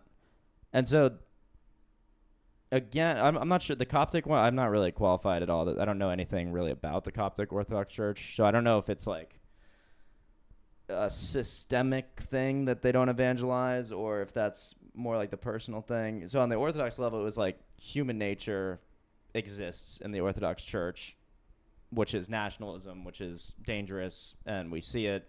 Maybe he sees it as, especially pointed out between Ukraine and Russia, where they're subverting their orthodoxy or something about, subverting their orthodox beliefs in favor of like nationalist beliefs. Total problem. Again, but not really. It doesn't seem like, at least, like a theological thing within orthodoxy, well, so then in the Anglican Church, this is a little bit different because this is the whole structure of the church, or at least large structures of the church, accepting this cultural submission or something like that. So it's a little. I'm not trying to say like, oh, and we're better because our thing by Bob is, not as serious. That's not what I'm saying at all. I'm just saying that is a systemic problem within the Anglican Church at the higher sort of like, what would you call them? Managerial levels? I don't know what you call it exactly. Yeah, so in the synod, they run a synod, right? Okay, and yeah. Essentially, if you'll be surprised just how many atheist priests there are in the Anglican Church. How many atheist priests there are? Right, yeah. Oh, wow. How many atheist priests? Yeah, but essentially, they're paid a wage. They're probably later on, maybe they've just fill out the faith, but they want the pension. They're just seeing out the final years, so they don't put any effort into growing congregations or perhaps sacrificing for the church. Right. Not really interested. They're seeing out the last years and then they're off. Wow. So that's why that's one of the reasons, not all of the reasons, one of the reasons why a lot of Anglican churches are failing and dying. There are some Anglican churches that are growing because they do it right. Yeah. Like in evangelism, they're quite high churches, and they bust out quite a bit of this. They throw out all this woke crap and whatever. Yep. And there are some that are growing, but most are in retreat. Because I noticed that. I mean, the one that I was part of, it was an elderly crowd primarily, which is nothing wrong with that intrinsically, but it means they're not getting young new converts, right? And it was sort of everyone kind of had their own beliefs structure.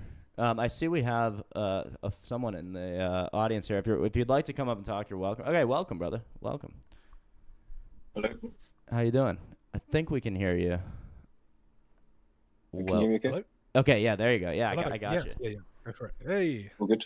How you doing, my friend? I'm a reader, not a subdeacon. A reader. Okay, great. Oh, reader. Sorry, I thought you said you were subdeacon once. No. The reader is such a beautiful position in my view. I don't know. It is, yeah. Yeah. Most of the readings in our church, I came to our church about, I want to say almost 2 years ago now. Okay.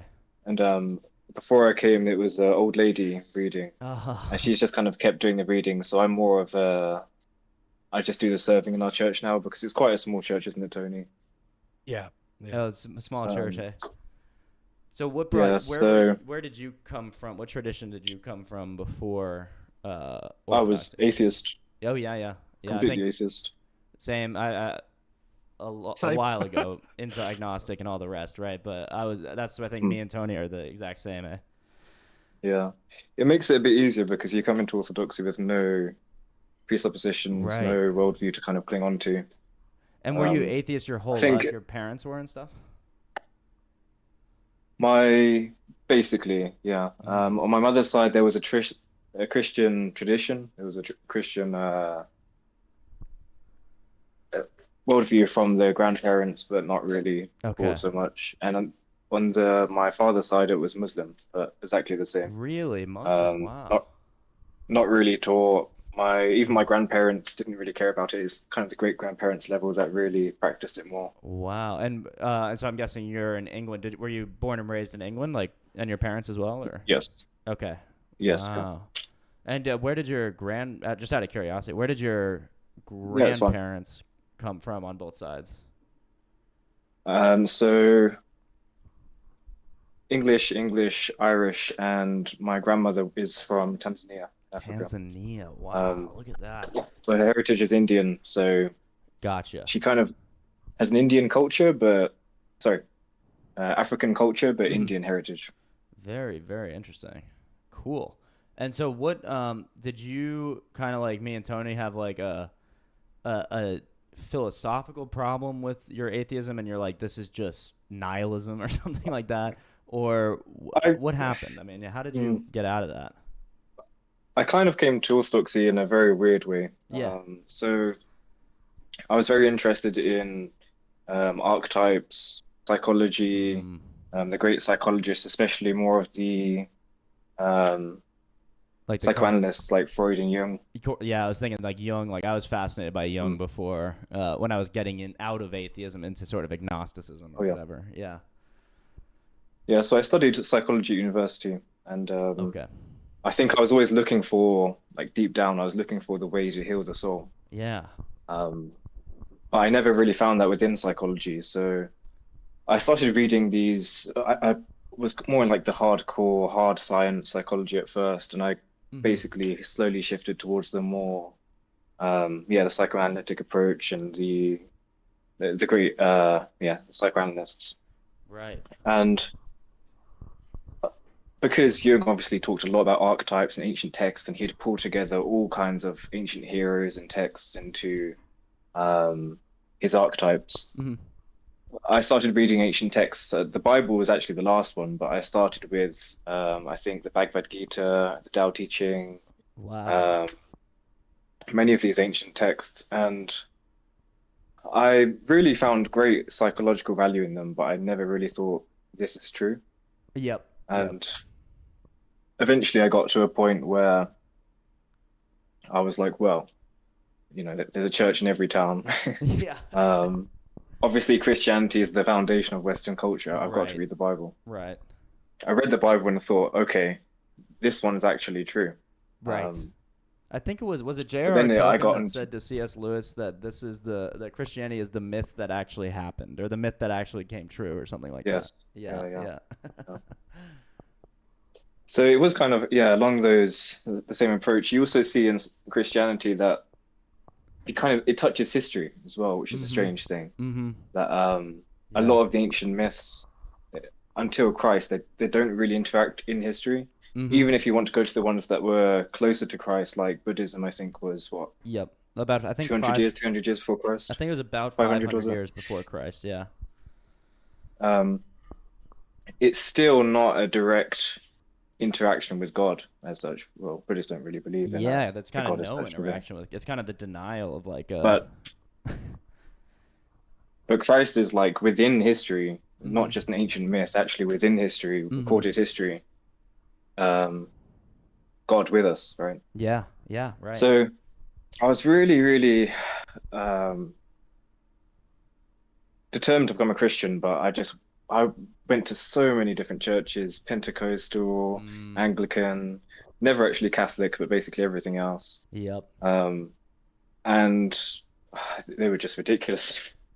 There's like rock and roll churches, the Anglican churches. Nice as they were, the Anglican churches. Jesus is my boyfriend music. Yeah. I've The been to a few Anglican of those. churches were probably my favorite. The problem was almost every single one of them had female priests, Yep. and Yep. that just didn't sit right with me, and Yep. especially Paul's Yep. words on Mm-hmm. women not speaking in church, let alone being Yeah. the main minister. Let alone being the actual leader, like the head of the church or whatever. Exactly. That troubled me as well with the female priest in my Episcopal, which I guess is just Anglican. Who My knows the local- difference between them all? These My days? local Anglican church. Episcopal is Anglican, it's just your Yeah. version of Anglican, right? Right. Yeah. Right. My So- local Anglican church. Sorry, 2 seconds. Yeah, That's fine, go on. If you don't mind. If you don't mind. I spoke to the lady down there, and she said, essentially, I'm here because no other man wants to step up. Really? Yeah, I'm not surprised by So- that. What kind of men Yeah. are those?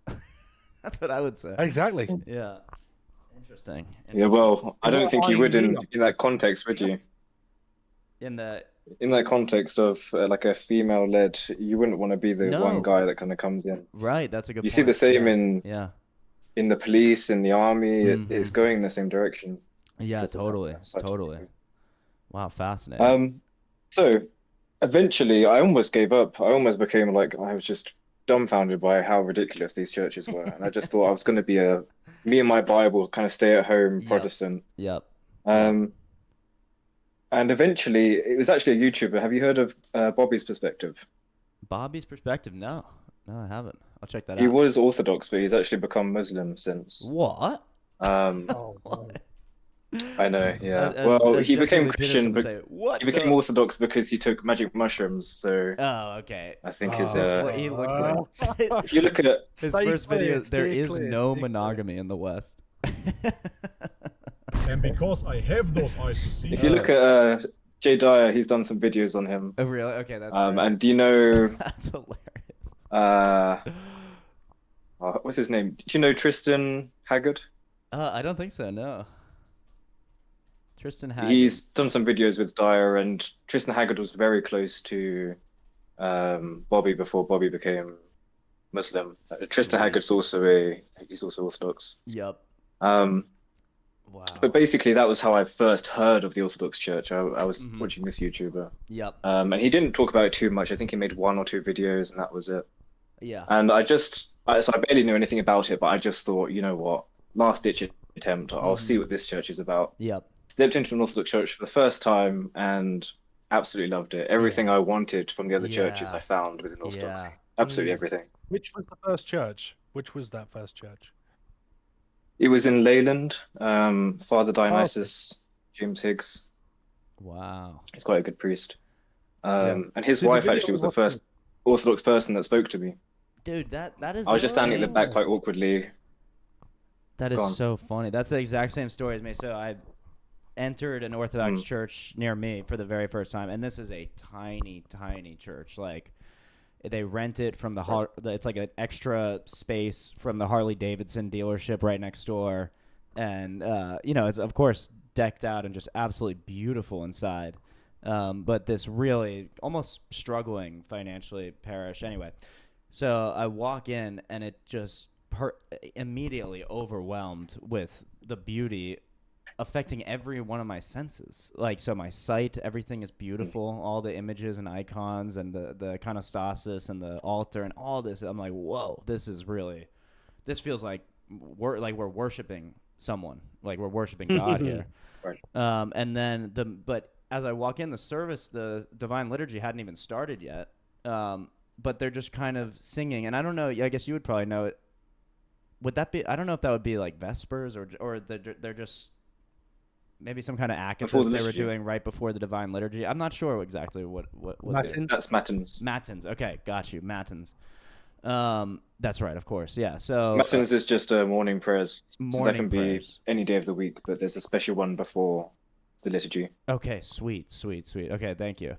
So the matins are going on, and then and I didn't know this at the time, but the wife of our priest, Father John, Deborah, beautiful, lovely lady, was just so kind and welcoming, and the first Orthodox person to speak to me as I'm sort of like, awkwardly sitting in the corner, not even sure if I'm allowed to go into this beautiful space. You know what I mean? Like, it feels like for a while it felt like I shouldn't even be allowed to be here. I don't know. I don't know if anyone can identify with that feeling, but Yeah. yeah. I always I felt can very out never. of place. Yeah. Yeah. Well, it's so beautiful. It fills your senses so much. It's so spiritually intense that you do feel out of place at first. Yeah. I think there's no other way, really. Yeah. Well, Yeah. at our last service, I held one of what's the thing with the angel, the seraphim, or the cherubim. Oh, it's got a Greek name. In English, we just call it a fan. A fan. Oh, yeah, fair enough. Yeah. Where we circled around the congregation and come back, and we stood in front of the Nice. iconostasis, and Yeah. I had this pole in my hand with this like golden cherubim thing at the top. Nice. I couldn't even look up to the table. I felt like I'm not worthy to be here. Like, Yeah, what, right. I kept my eyes down. I couldn't even look up. And in a way, that's how you would expect to feel, like in the presence of God. That really is how you should feel in a way. I'm like, this is an honor. Like, I'm Yeah. not worthy of this. Yeah. Incredible. Okay, so you found this. You walked in this Orthodox church for the first time. This is what I was looking for. And then, how long did it take you to to become a catechumen? I can't remember actually. Yeah. I couldn't tell you. My catechism was very short, and I actually regret that very much. Really? Yeah, it was about 4 months. Really? That is extremely short. Very short. How did that? That was just. I guess that's just at the discretion of each priest, really. Yeah. So the priest had multiple times throughout the year where he kind of had baptism planned. If people want to be baptized, he would baptize them around those times. I see. So this kind of just fell into that. Well, I was like halfway through the year of university when I was there, and my university is about 300 miles from me, so I'd go back home. Right. And that would mean that I'd be going to a new priest and explaining the situation. So we just decided it would be easier if I just got baptized now, but obviously continued my... Well, the thing is, catechism is a lifelong process. There's never a point where you're finished learning, right? Yeah, that's what I was going to say. I bet... yeah. Sorry, go ahead. I do wish that I just kept on being catechized. For example, my girlfriend, I want to say, she lives in Brazil. Wow. And I think she's been in Orthodoxy for over a year now, about a year and a half, maybe almost 2 years. And she's still a catechumen. Really? And it's for multiple reasons, actually, mainly because of bad practices of the priests over there. But I think it's been really beneficial for her because a lot of the time she'll know more than me on topics, much more than me. Sure. Her prayer life is insane, really insane. I don't know if she still does, but she was when I met her, getting up in the middle of the night every single night to do a vigil in the middle of the night. Because, dude, I was reading about that as I was becoming interested in Orthodoxy, or maybe it was actually Father Josiah, who's the YouTube guy, Patristic Nectar on YouTube, which is a great channel. I love that channel. And he was saying, I don't know if he was saying the way he framed it was like, oh, all Orthodox do this, or all priests do this, or some serious Orthodox do it. I can't remember how he framed it. Usually when someone dies, that's the main time you'll do a vigil. Okay. Usually, after the funeral, the close family members will do a vigil all night long, basically. But standard practice, most Christians don't do a vigil every day, but she's not working at the moment. She's a nurse. She's trained to be a nurse, but she's not in work, so she hasn't got much else to do, really. So that's why she's got time for that. Wow, that's amazing. My point was that, she is, right now, I would say she's so well prepared, so much better than I was back then. And I think that's the best place to be in, really. That I don't know, I guess depends on the priest's discretion, and this is the thing, oftentimes you show your best self to the priest, right? So he's not going to see your current spiritual state in all that it is. Yeah, exactly. Until after you're baptized and you're regularly confessing, then he can. So it's a bit of a catch-22. But I would say always, for all people, longer is better. More time to prepare is never going to be harmful. Right. No, that makes perfect sense. And there's a more directed focus on your education in the church when you're still a catechumen. Yes. So that makes that would make perfect sense. Yeah, I hope my and it's humbling. Yeah. It's humbling as Oh, well. I bet. I think a lot of people want to become fully Orthodox, and it just feels like you're kind of a lower class citizen when you're a catechumen still. But actually, that's amazing. That's a really humbling thing. And if you can feel comfortable in that, feel comfortable in being the lowest person in the room. Oh yeah. That's the proper place to become a Christian. Right. You shouldn't want to ascend. You should kind of be a natural thing. Well, yeah. I mean, this is Christ Himself saying this. Is it the high shall become low and the low shall become high? Or I mean, this is all over the Gospels. But first and the last, right? First and last, right? Incredible, yeah. And so how nervous or what kind of feelings did you have about your first confession? I don't know really. Yeah, it was this was about 4 or 5 years ago now, so it's not so fresh on my memory. But yeah. Well, that is telling in and of itself. That it wasn't. It wasn't. The priest was a really nice guy. He was quite a I don't know. He's a mental health nurse himself, actually. And I still, even though I live hundreds of miles away from him, once in a while I'll call him to get some advice on something. He's a really great guy. Oh, that's awesome. So he was quite an easy person to confess to. A lot of the priests you'll find, they guide you along the process, and they know that you're not going to know what you're doing, when you're doing your first confession. So they do kind of walk you along the process quite gently. So I didn't really have too much anxiety around it. I wouldn't say I'm a kind of anxious person in general, really. Yep. That's good. Because I always feel. I mean, I know that I don't know nothing about it really, nothing at all. But I would imagine. Well, so I guess as a practical question, are you confessing in your first confession like categories of sins, or are you trying to remember every single major sin, or every single major and minor sin, or every single, It would take me 7 years. I know, that's what I was gonna say. Like if I was mentioning every single sin I'd ever done. I guess different priests will give a different framework, or I don't really know how it has worked with other people. Right. But what my priest said to me is, he said, divide your life into about 7 epochs. Okay. 7 periods. Yeah. And obviously you'd kind of skip maybe the first, 8 years of your life or something, because you don't really consciously sin at that age. Yep. But once you're kind of an early teenager, then you start to consciously engage with these things.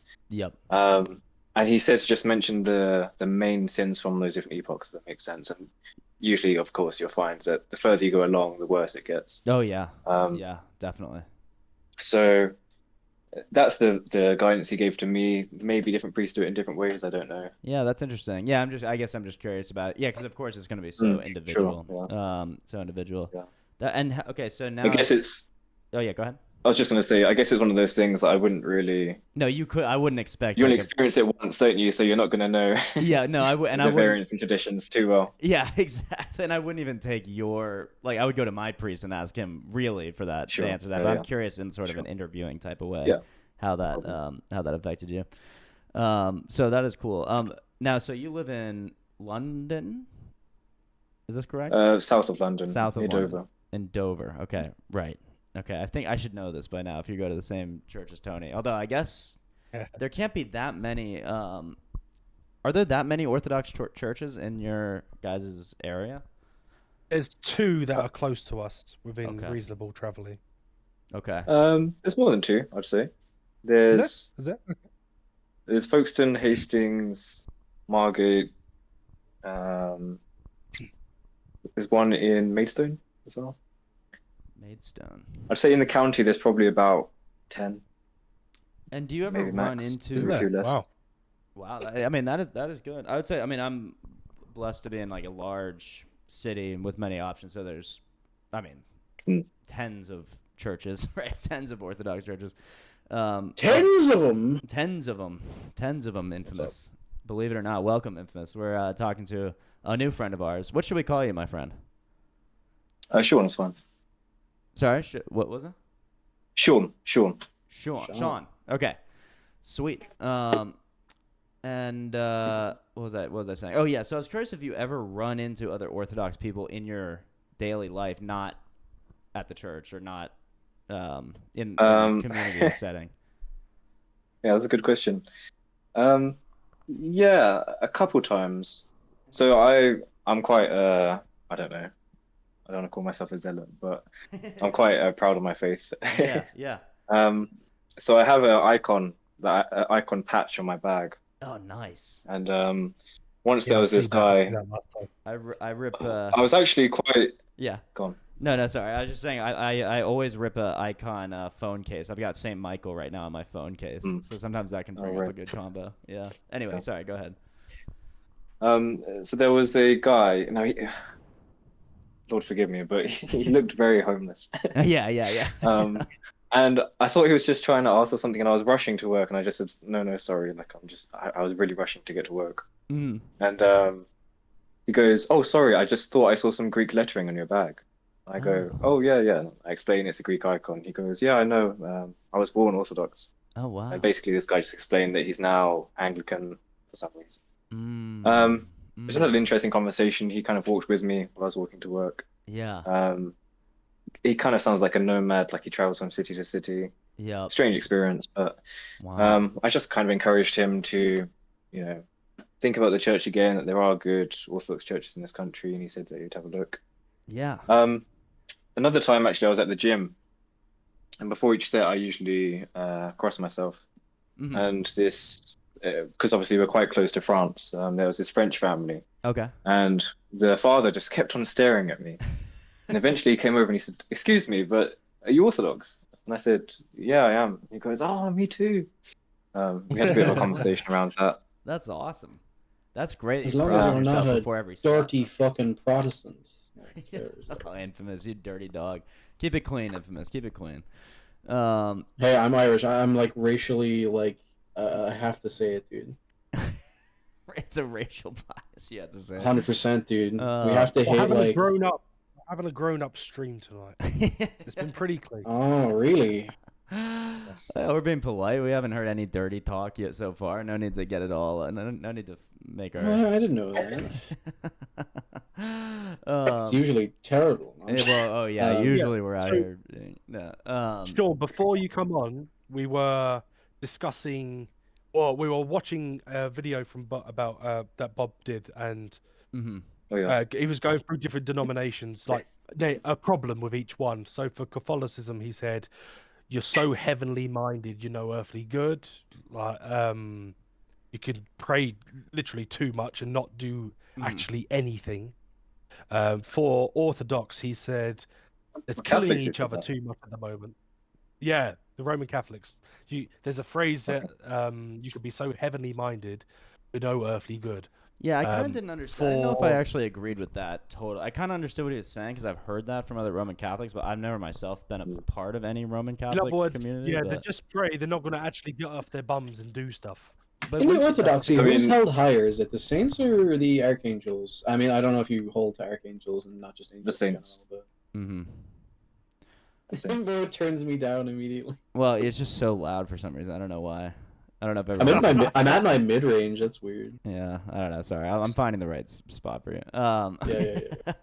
It's only to make it the same volume as everyone else. I'm not trying to shut you out of the conversation.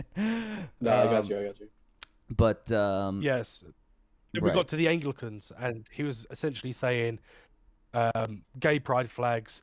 What's happening with the Anglican Church is that they're going to the culture for a pat on the back. Yep. But now it's kind of like sucking up that dirty water, so it's poison in itself. Right. That's as far as we got to. I don't know whether you want to get back on that or you want to carry on. Whatever you want to do. I'd be interested. I'd actually be interested to hear. And it's Sean, right? Am I? That's right. That's okay. right. I'm here interested, Sean. So Bob's perspective, Bob's problem or whatever. His one thing with the Eastern Orthodox, was that Eastern Orthodox are too nationalistic. and I hadn't noticed that in my That's parish per crazy. se. But even if you granted that there was like a higher rate of nationalism within Orthodoxy, that wouldn't be saying anything more than Orthodox people are still human. Like they have a human nature, and they still. I mean, they do. I don't know. I could go on so much about this topic. Yeah.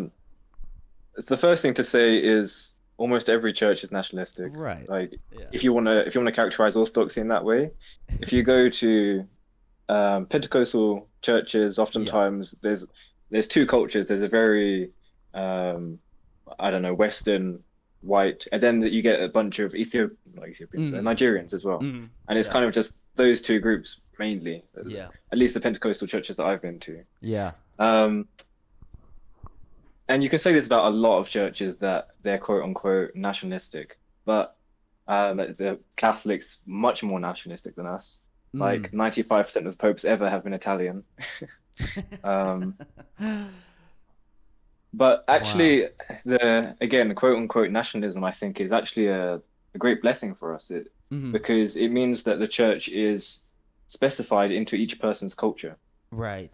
Now, I guess the criticism that he's making is that in the West, he was talking specifically about the Russian and Ukrainian, conflict or whatever you would call that, whether it rises to the level of schism, and I guess that depends on who you are. I don't know. Well, maybe you know about this more. I really don't know much about it. I've just kind of heard rumblings. I know a bit. It's one of those things. It's just the history is infinitely long. Yeah, I won't talk on that because there's just too much to say. Totally, I get that. I get that. But so continuing my what you're experience saying, on it's the sort ground, of a blessing to have this national identity within your church. Is that where you're going? Yeah, it really protects the church as such. Especially now, I have nothing against OCA or I have nothing against Western Rite, but you do find there's a lot of problems within OCA and Western Rite. Sure. And I think that's because they haven't had that great bulwark of all these great, whether it be Greek or Russian or Romanian or Serbian saints before them to kind of protect them and hem them in. Sure. It's a very new and fresh thing. Yep. And a lot of the priests you'll find, they weren't raised Orthodox, they're converts. Yep. So they haven't had enough time to acquire the Orthodox, in Greek it's phronema, but it's ethos in English. The ethos, yeah. The Orthodox mindset they haven't really acquired yet. And you find they're, again, quote unquote ethnic, because I don't really think they're actually ethnic most of the time. Those churches actually preserved that tradition. And I find that's actually a great boon for those churches, that they have that tradition of Greek, Serbian, Russian saints, right, to hem them in. Yeah. Now on the ground, I think I've had some friends that have gone to churches and said, "Oh, this was a really nationalistic church."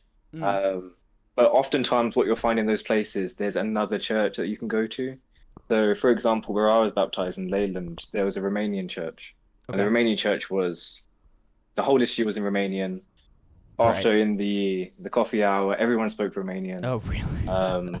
I spoke to the priest, actually, a very nice guy, Yeah. but he said, "Look, it's better if you go to the Greek church that the priest is English, the parish is more diverse, the liturgy is mostly in English. Yep. It's better if you go there regularly and get baptized. Of course, you're welcome to come here anytime, but it's better if you go there." So I think there are aspects of nationalism, but it's really overinflated. I haven't really ever had a big issue with it in my experience, and I've been to a lot of different churches. And my friends' experiences, again, I haven't really had any friends say, "Oh." The main thing I experienced. Now, let me ask you a question about that, because that's interesting. I respect and appreciate the value, the boon that sort of nationalism can bring to your church. And so, in regards to, say, the OCA, or really any new, I know it's like, okay, just in regards to the OCA, let's just keep it to that. So, if you were to to create a national Orthodox identity, wouldn't you have to start at some point? Sure, and just like with the catechism, I would just say it needs more time. Got you. Yeah, Okay, got you. Maybe So a few as of hundred yet- years. Right. If you look at the early church, all of the Western countries were under Rome. They never, Right. they never ceased being under Rome. That Right. didn't ever end. Right. So with OCA, it's pretty crazy that within like barely 50 to 100 years of there being a kind of established church, Yep. that all of a sudden there's There's Orthodox Church of supposedly America. autocephalous, but even though they're not really recognized, I mean, it depends on who you're Yeah, talking to. yeah. But, Yeah, sure. Right. No, But that makes sense. That makes in sense. the early church, it was never something that was really required for every single nation to have its own its own patriarch or its own autocephaly. That was a very unheard of thing. Right. It's a very American thing but- to do right away. Yeah. But the OCA did have a lot of backing it was from the Russian tradition as well, and the Russians are much more strict than other traditions. Right. So there was a lot of, I believe there was some saints involved, but I couldn't exactly name who. Maybe. Yeah, I need to brush up on my my history on that because it is. I'm fascinated by Seraphim the OCA. Rose, maybe. Because I love the idea of an American Orthodox church. I really do love that idea. But I think you're totally right. Yeah. It falls. It's at least at risk of ecumenism and the other things that come along with sort of just I don't know, not being totally cemented in a centuries-old tradition with a patriarch or whatever, apostolic succession from Moscow or from Greece or from Antioch or wherever. I get that. I do get that. Our Archbishop here in England of Theatera and Great Britain, I think he's actually a lot of Western Europe as well. He's the Archbishop. His name's Nikitas. Yep. And he's a very interesting character because he is an American. Oh, really? From California, I believe. Really? I could be wrong. detected the accent. I knew there was something about his accent. I couldn't quite. But he had put it. Cypriot parents, and the same with there's quite a high up Archimandrite Nothin. Exactly the same, an American with Cypriot parents, which is very interesting because they're kind of accustomed to a Western culture, but they also have the lived tradition of the Greeks, of the Cypriots, the Greek saints, right? Wow. So I think, and they've been really great for the church. So I think probably the OCA and Western Rite, they need bishops like that. They need priests like that that do have the tradition, but also are Westerners at the same time. Also know the culture and aren't completely foreign to it. Right. Well, and that's something we love about Orthodoxy is how slow everything moves. That's one of the great benefits of it, if it moves at all, right? And in certain realms, not at all, of course. The theology, ecclesiology, all the rest. But we love like resistance to change. It's something that I think is attractive about Orthodoxy too, especially converts. Do you think that's fair? Yeah, I agree. Yeah, interesting.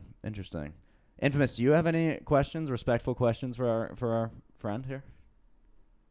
I mean, I'm more of a epistemic guy. I don't really care about the. Infamous. I don't really care about the specifics of any faith. Yeah.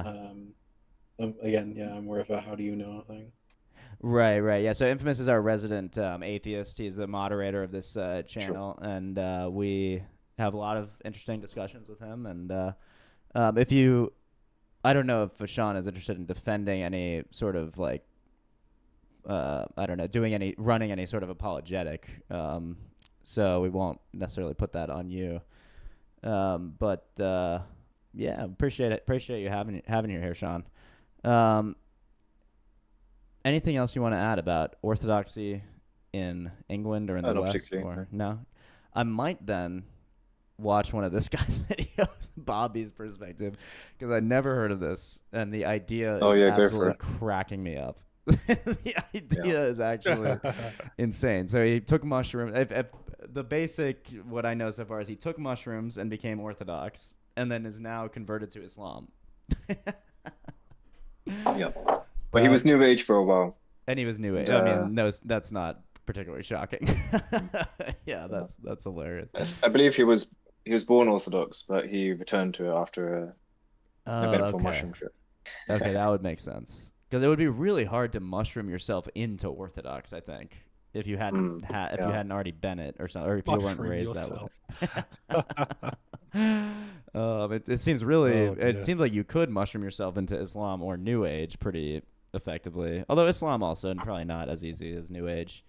But wow. I mean, it's debatable how Muhammad actually came to his understanding of his prophecy, supposed prophecy, but he might have deleted his his Orthodox stuff. Yeah, he sure. probably did. He probably did. Okay, well, we'll just do a couple minutes of this. This is probably going to be boring, but we'll do a couple minutes and see what's going on. I read the Quran as a Christian. I was shocked. And because I have those eyes to see, I'm gonna read the Quran and dismantle it. Many Muslims during that time reached out to me via YouTube. Many followers of mine are. What's up, Numenon? Yep. Gotta go for now. Might be back in 30 minutes. Stream is still on. Sweet, brother. I think we'll still be here in about 30 minutes. Thank you, my man. Muslim and said, hey, give it a shot. I said, no worries. I'm gonna check it out and I'm gonna find the devil in your book. Okay, this is gonna be his story actually. So he went from. Okay, here we go. That's that. In my 20s, I kind of let go of my faith and I dabbled in the new age. I started using psychedelic drugs such as mushrooms, LSD, ayahuasca. I explored dietary venues such as veganism, which led me to Buddhism, Hinduism, and other pagan religions. And to be fair, not that I have any right to judge anyway about this guy, but I really especially don't because this is exactly what I did.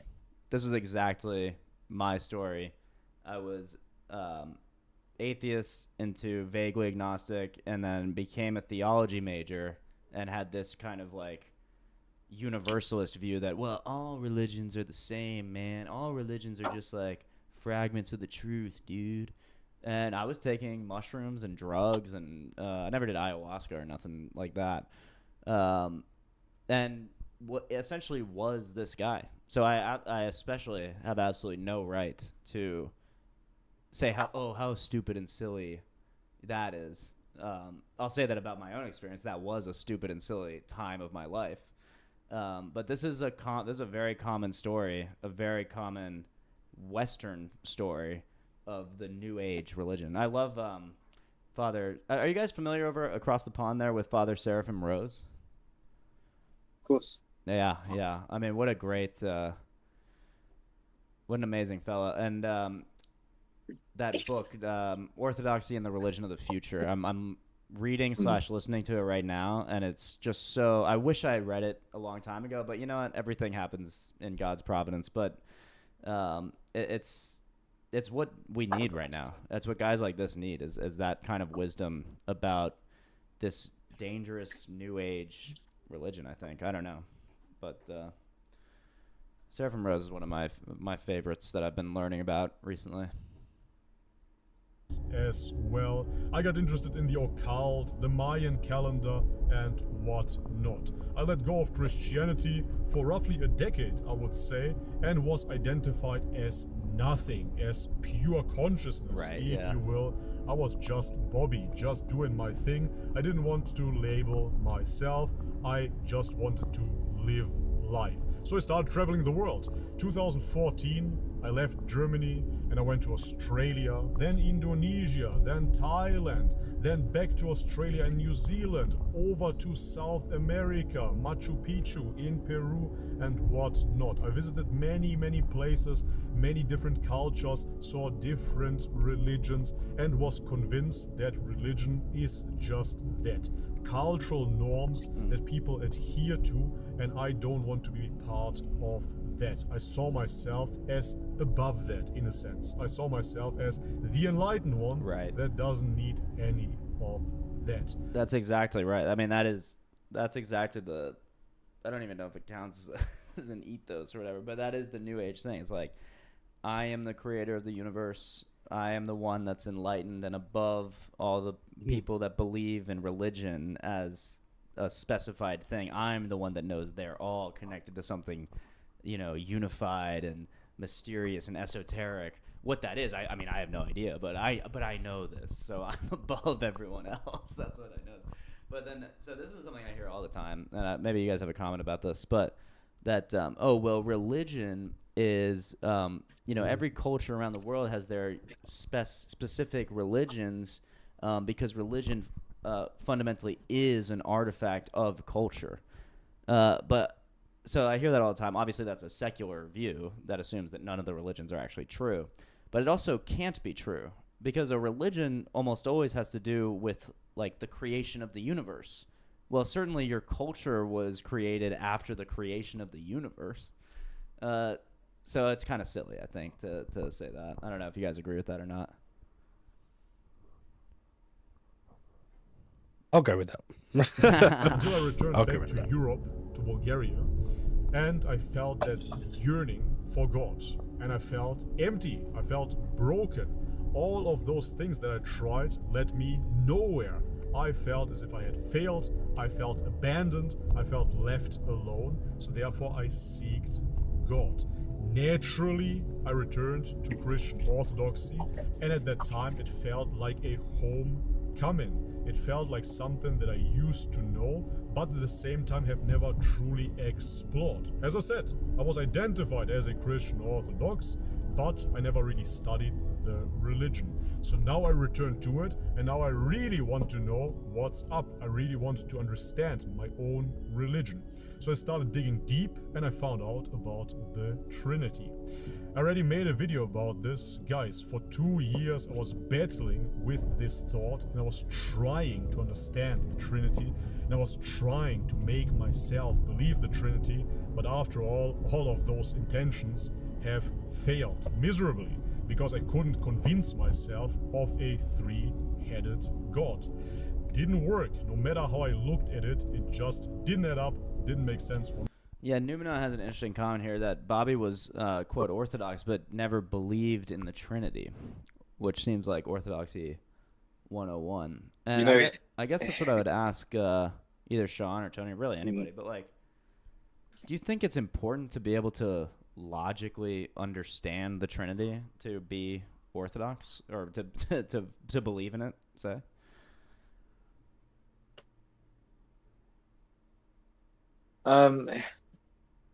We can know things about it, but we can't know it in its full extent, right? Right. Well, I mean, to know the Trinity would be to know God, and you can't know God. Exactly. Yeah. In fact, it would be worse. It would be to know God. It would be to know Jesus. It would be to know the Holy Spirit in its entirety. Which would make the Trinity cease to be God. Yeah, it'd make you God, or the Trinity would not be God. Right. Exactly. Right. So yeah, we can know things about the Trinity, sure, but we can never fully understand the Trinity. So we really only know what's been revealed to us. Mm-hmm. Yeah. And this is the thing: Muslims will say the same thing. They'll say they don't understand God. They don't understand. Mm-hmm. If you say, "Oh, do you know God? Do you know everything about God? Do you know the fullness of God?" Of course, they will say no. Yeah. So it's kind of ridiculous that they flip that standard and put it on us. Yeah. Yeah. When their position doesn't answer that, and actually by necessity, because as we discussed. No, totally. And then they deny the Trinity, but there's also kind of this strange, I don't even know what you call it, duality or the divinity of Islam is like, well, the Quran, as I understand, is an uncreated word. So doesn't that already make it two gods, right? If there's two uncreated. Yeah. And then it's uncreated, but it enters time and space. Right. Oh, right. There you go. So as a created thing, so it has two natures. Oh, interesting. Look at that. Yeah, good point. I never thought about that. Yeah. So anyway, of course we understand this, but that wouldn't be the best reason to leave Orthodoxy, because you don't understand the fullness of the Trinity. Yeah. He said that his dad never heard of the Trinity, and his dad was Orthodox all his life. I mean, that can. And he kind of said the same thing here. Like, he heard about the Trinity years after becoming Orthodox. Like, it's like, okay. What? It's literally in every divine liturgy. Yeah, every single one. Yeah, like every 30 seconds you hear. Yeah. Father, Son, Holy Spirit. Well, and then what do you think you're doing when you're crossing if you don't know the Trinity? If you don't know about the Trinity. So yeah, that's kind of a crazy take. Anyway, let's watch a little more of this. Me, therefore, I was quite surprised, honestly, quite shocked that my religion entailed that. This was a wake-up call for me because I was seeking God in its a fall asleep call, as they say. I'm gonna read the enemy's book, the Quran. Why not? Because I started watching David Wood videos. And David Wood was so confident in his message that Muhammad was this degenerate guy and Islam was this evil religion coming from Satan himself. The biggest deception known to mankind. The real Antichrist is Islam. So I got convinced even more about my own faith. I became arrogant, pompous. I said, God brought me back to orthodoxy, the real religion. He brought me back to the truth. And now I can truly see that Islam is from the devil. And because I have those eyes to see, I'm gonna read the Quran and dismantle it. Many Muslims during that time reached out to me via YouTube. Many followers of mine are Muslim and said, hey, give it a shot. I said, no worries. I'm gonna check it out and I'm gonna find the devil in your book. So I opened the Quran and I started reading. This is basically the thing that his all these people that would message him, they kind of created this cult around him. Yeah. And eventually convinced him, basically through peer pressure, which is why he makes all of these dumb arguments saying, oh, we never heard of the Trinity and stuff. Right. He had. It's just kind of like he built like a big following or a big sort of following really by just like appeasing the Muslims that were like, yeah, right on, you've come to the right. So I was a catechumen at this time, and I joined his Telegram, and it was just chaos. Yeah, it was chaos. Telegram's usually there, brother.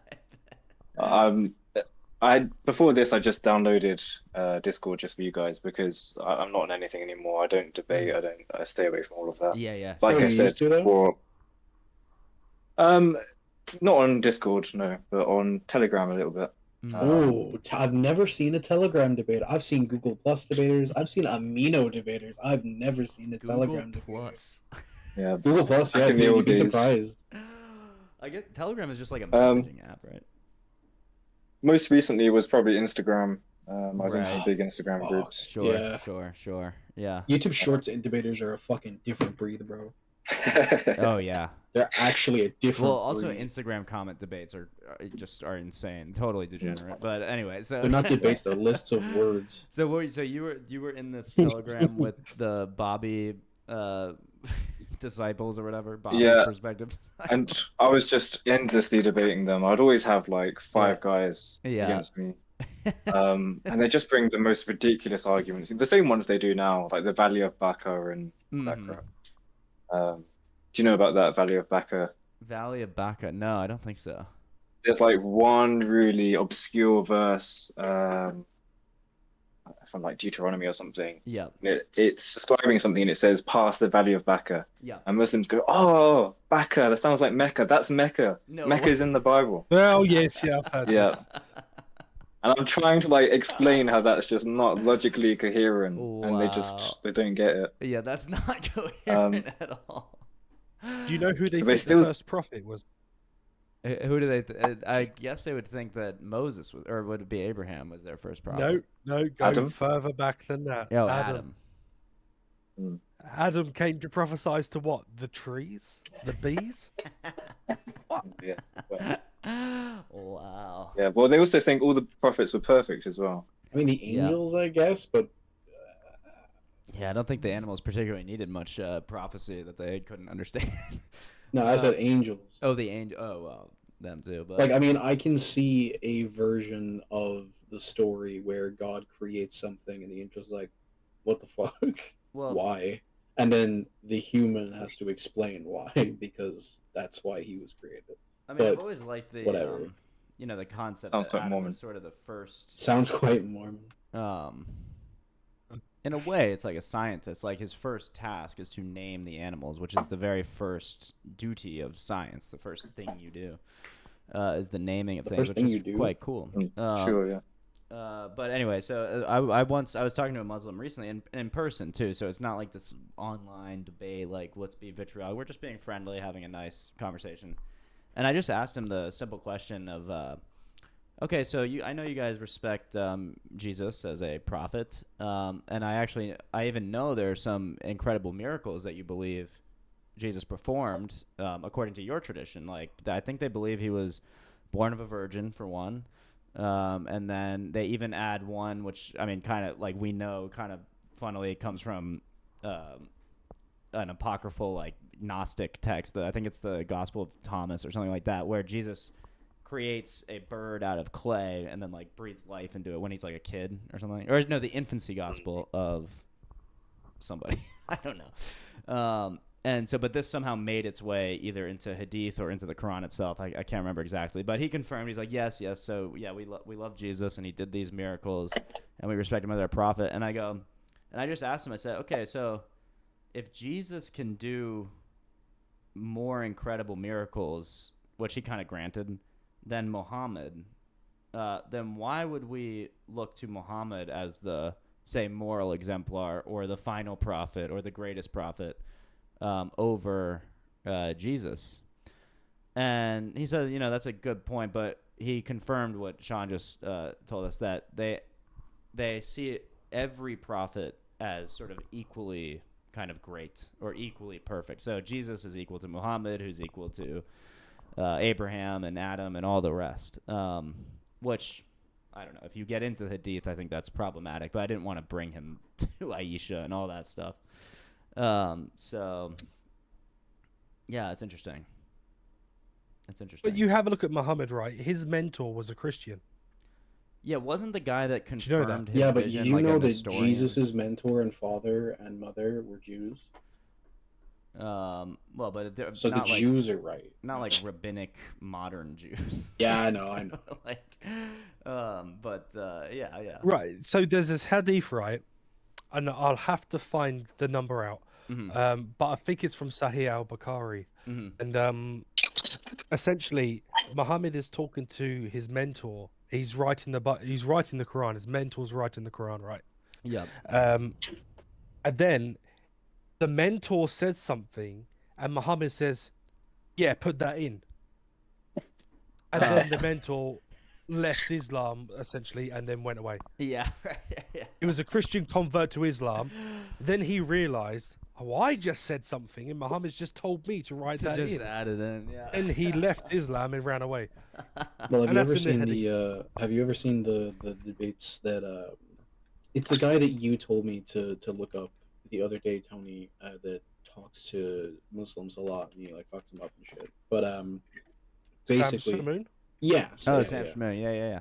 Where he'll just basically be like, I have more respect for Aisha than you guys do because I believe Aisha when she says that their marriage was consummated at 9. Right. You all think that she's insane and can't remember when she was raped. Right. Yeah, that is the most problem. I think that I've heard people say that's the biggest reason that people will leave Islam is when they actually learn about that hadith. Yeah, and then the other argument that I heard was, would you, as a Muslim man, allow Muhammad to do to your daughter what was done to Aisha? Right. And either you bite the bullet or you say no and you can't be a Muslim. Right. Well, when one of them said, "Well, no." I know man, Ali Dawah. Yeah. Yes, he did. Yeah. Most of the times they bite the bullet on that, which is Actually, do you know the dude who set up the debate with Alex O'Connor and Muhammad Hijab? Was that David? He's like a Muslim debater, but he's like a worse version of Muhammad Hijab. Oh, that might be Ali Dawah. Ali Dawah, I think that might be his name. I think it might be Ali Dawah because Ali Dawah was quite close to. Yeah. So basically, do you remember the guy I gave you, which is I forgot his fucking name again. Sam Shamoon? No. The guy I gave to you before, he's like a chemist. He debated the origin of life with some guy in the Discovery Institute. We were watching the other day about the origin of life. Stephen Meyer. David. No. His name is David Farina. David Farina. So David Farina talked to Muhammad Hijab, or not Muhammad Hijab, the other guy you're talking about, Tony. The guy that's close to Ali Dawah. Ali Dawa, yeah. So he talked to him. Look it up there, Reese. Yeah. It should be Ali Dawa, David Farina. yeah, Ali Dawa, David Farina. Or I'm thinking of a different person, but it's still it'll come up.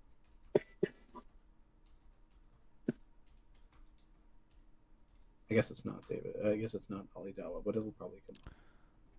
Yeah, delete Ali Dawa and just put in Dave Faria on Muslim. He's the only Muslim he's debated.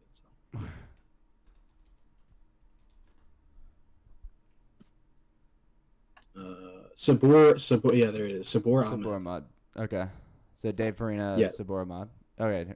Yeah. So there was a full debate between him and Sabur Ahmad, and it was a disaster, dude. It was a disaster. He essentially tried to get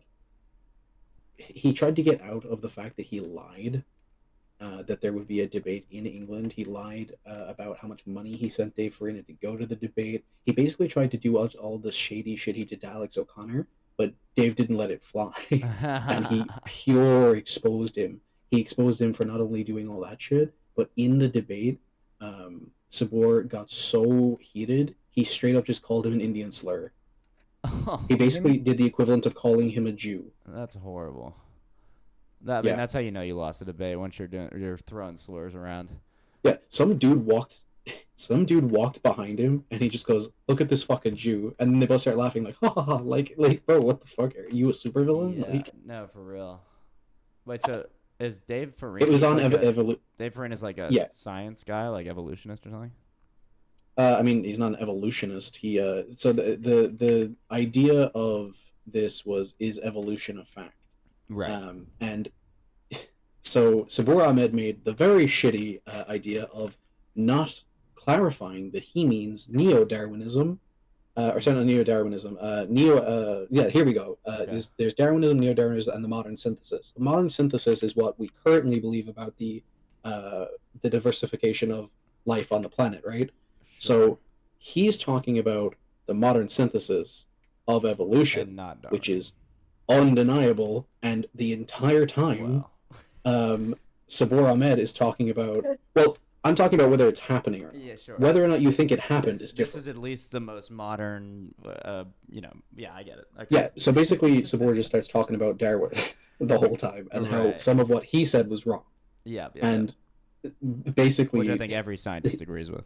Dave just goes, correct. Anyway, evolution is true, as the debate topic says. Right. Interesting. Whether you believe that it's microevolution or macroevolution is completely irrelevant. You also, the worst part about it, Sabur picked the debate topic. He picked the actual debate topic.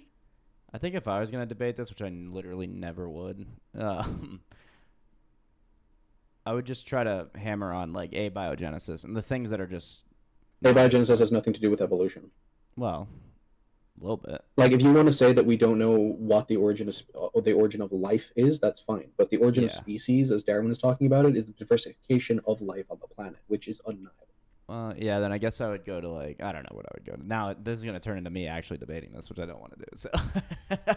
Well, I mean, abiogenesis is a different thing, right? Like, if you want to say that, it's going to question whether or not abiogenesis. The thing to me that is most inexplicable, perhaps, and without really thinking about it too much or really studying it at all, about the theory of us coming about via naturalism is probably abiogenesis. That's what. Let me. Whatever. I don't even think that's necessarily unreasonable. Like, I feel like people think that I'll blow up about that usually when it's mentioned. Like, a bunch of my Christian friends, they think that I'll blow up about that if they mentioned it. It was this huge thing, and I was like, bro, this isn't that bad. Like, if you say evolution is like completely false, I'll freak the fuck out because you're just an idiot. But if we're talking about abiogenesis and whether or not you think that it's very unlikely that non-living material can make living material, right? Whatever. Some scientists don't think that. Sure. Some scientists think that it was divinely inspired, and I don't necessarily think that's wrong. Out of the fact that you think that. Do I think one is more likely than the other? Yeah, sure. I think that personally, until a divine realm of some sort is demonstrated, then any explanation other than that is more viable, unless it's impossible. Like, for instance, if square circle didn't make it. Sure. Yeah, I would just say if abiogenesis happens via naturalistic processes, I think that is a miracle on the same level as any sort of divine miracle that we talk about. Well, divine miracles are the suspension of natural laws, whereas not like a explanation of abiogenesis would only include natural laws. Sure. Okay. Yeah.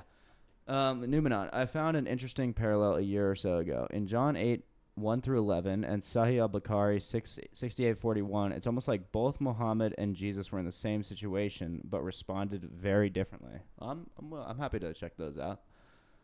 Let's see what that is. So we're talking about the Mount of Olives, yeah. Jesus went unto the Mount of Olives, and early in the morning he came again into the temple, and all the people came unto him, and he sat down and taught them. And the scribes and Pharisees brought unto him a woman taken in adultery. And when they had set her in the midst, they say unto him, Master, this woman was taken in adultery, in the very act. Now Moses in the law commanded us that such should be stoned. But what sayest thou?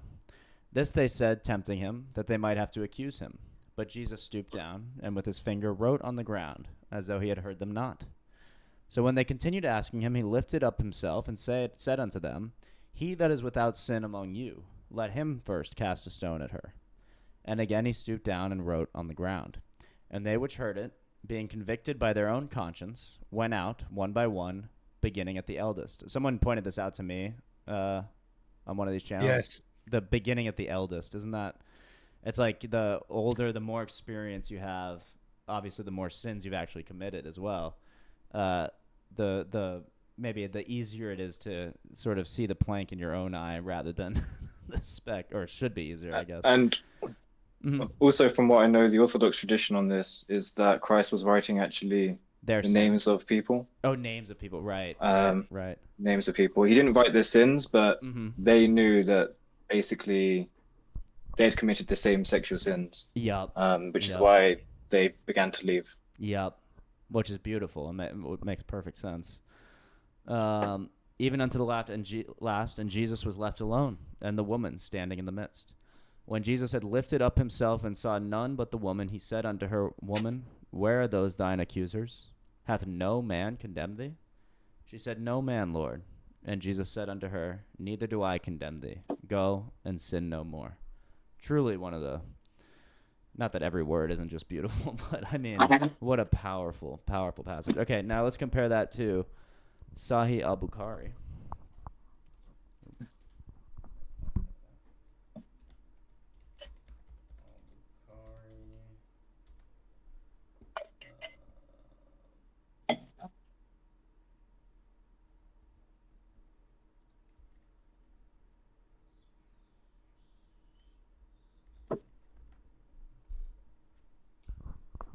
Okay, so this is Sahih al-Bukhari 6841. The Jews came to Allah's apostle and mentioned to him that a man and a lady among them had committed illegal sexual intercourse.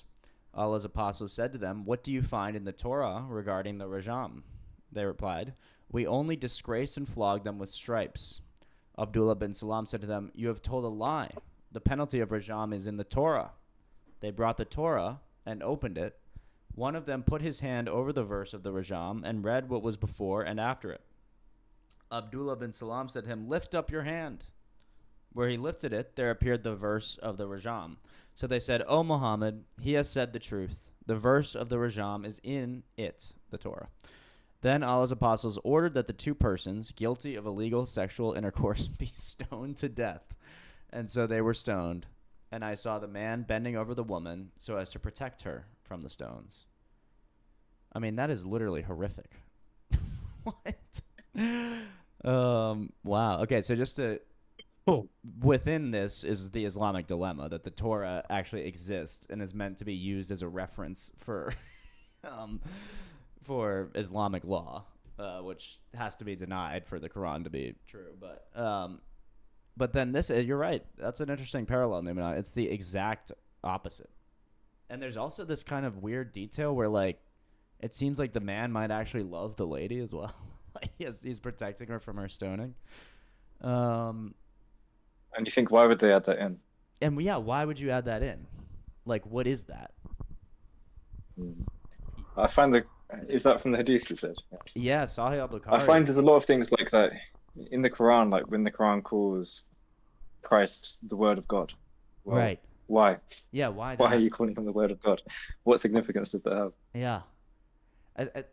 It's kind of like sometimes I think sometimes people kind of project how they really feel, you know, onto things when they're trying to make, even when they're trying to make something like that's deceptive or whatever. But then also sometimes I think like God is funny like that. Like he'll kind of drop in these hints and stuff like that. And also there's the fact that, you know,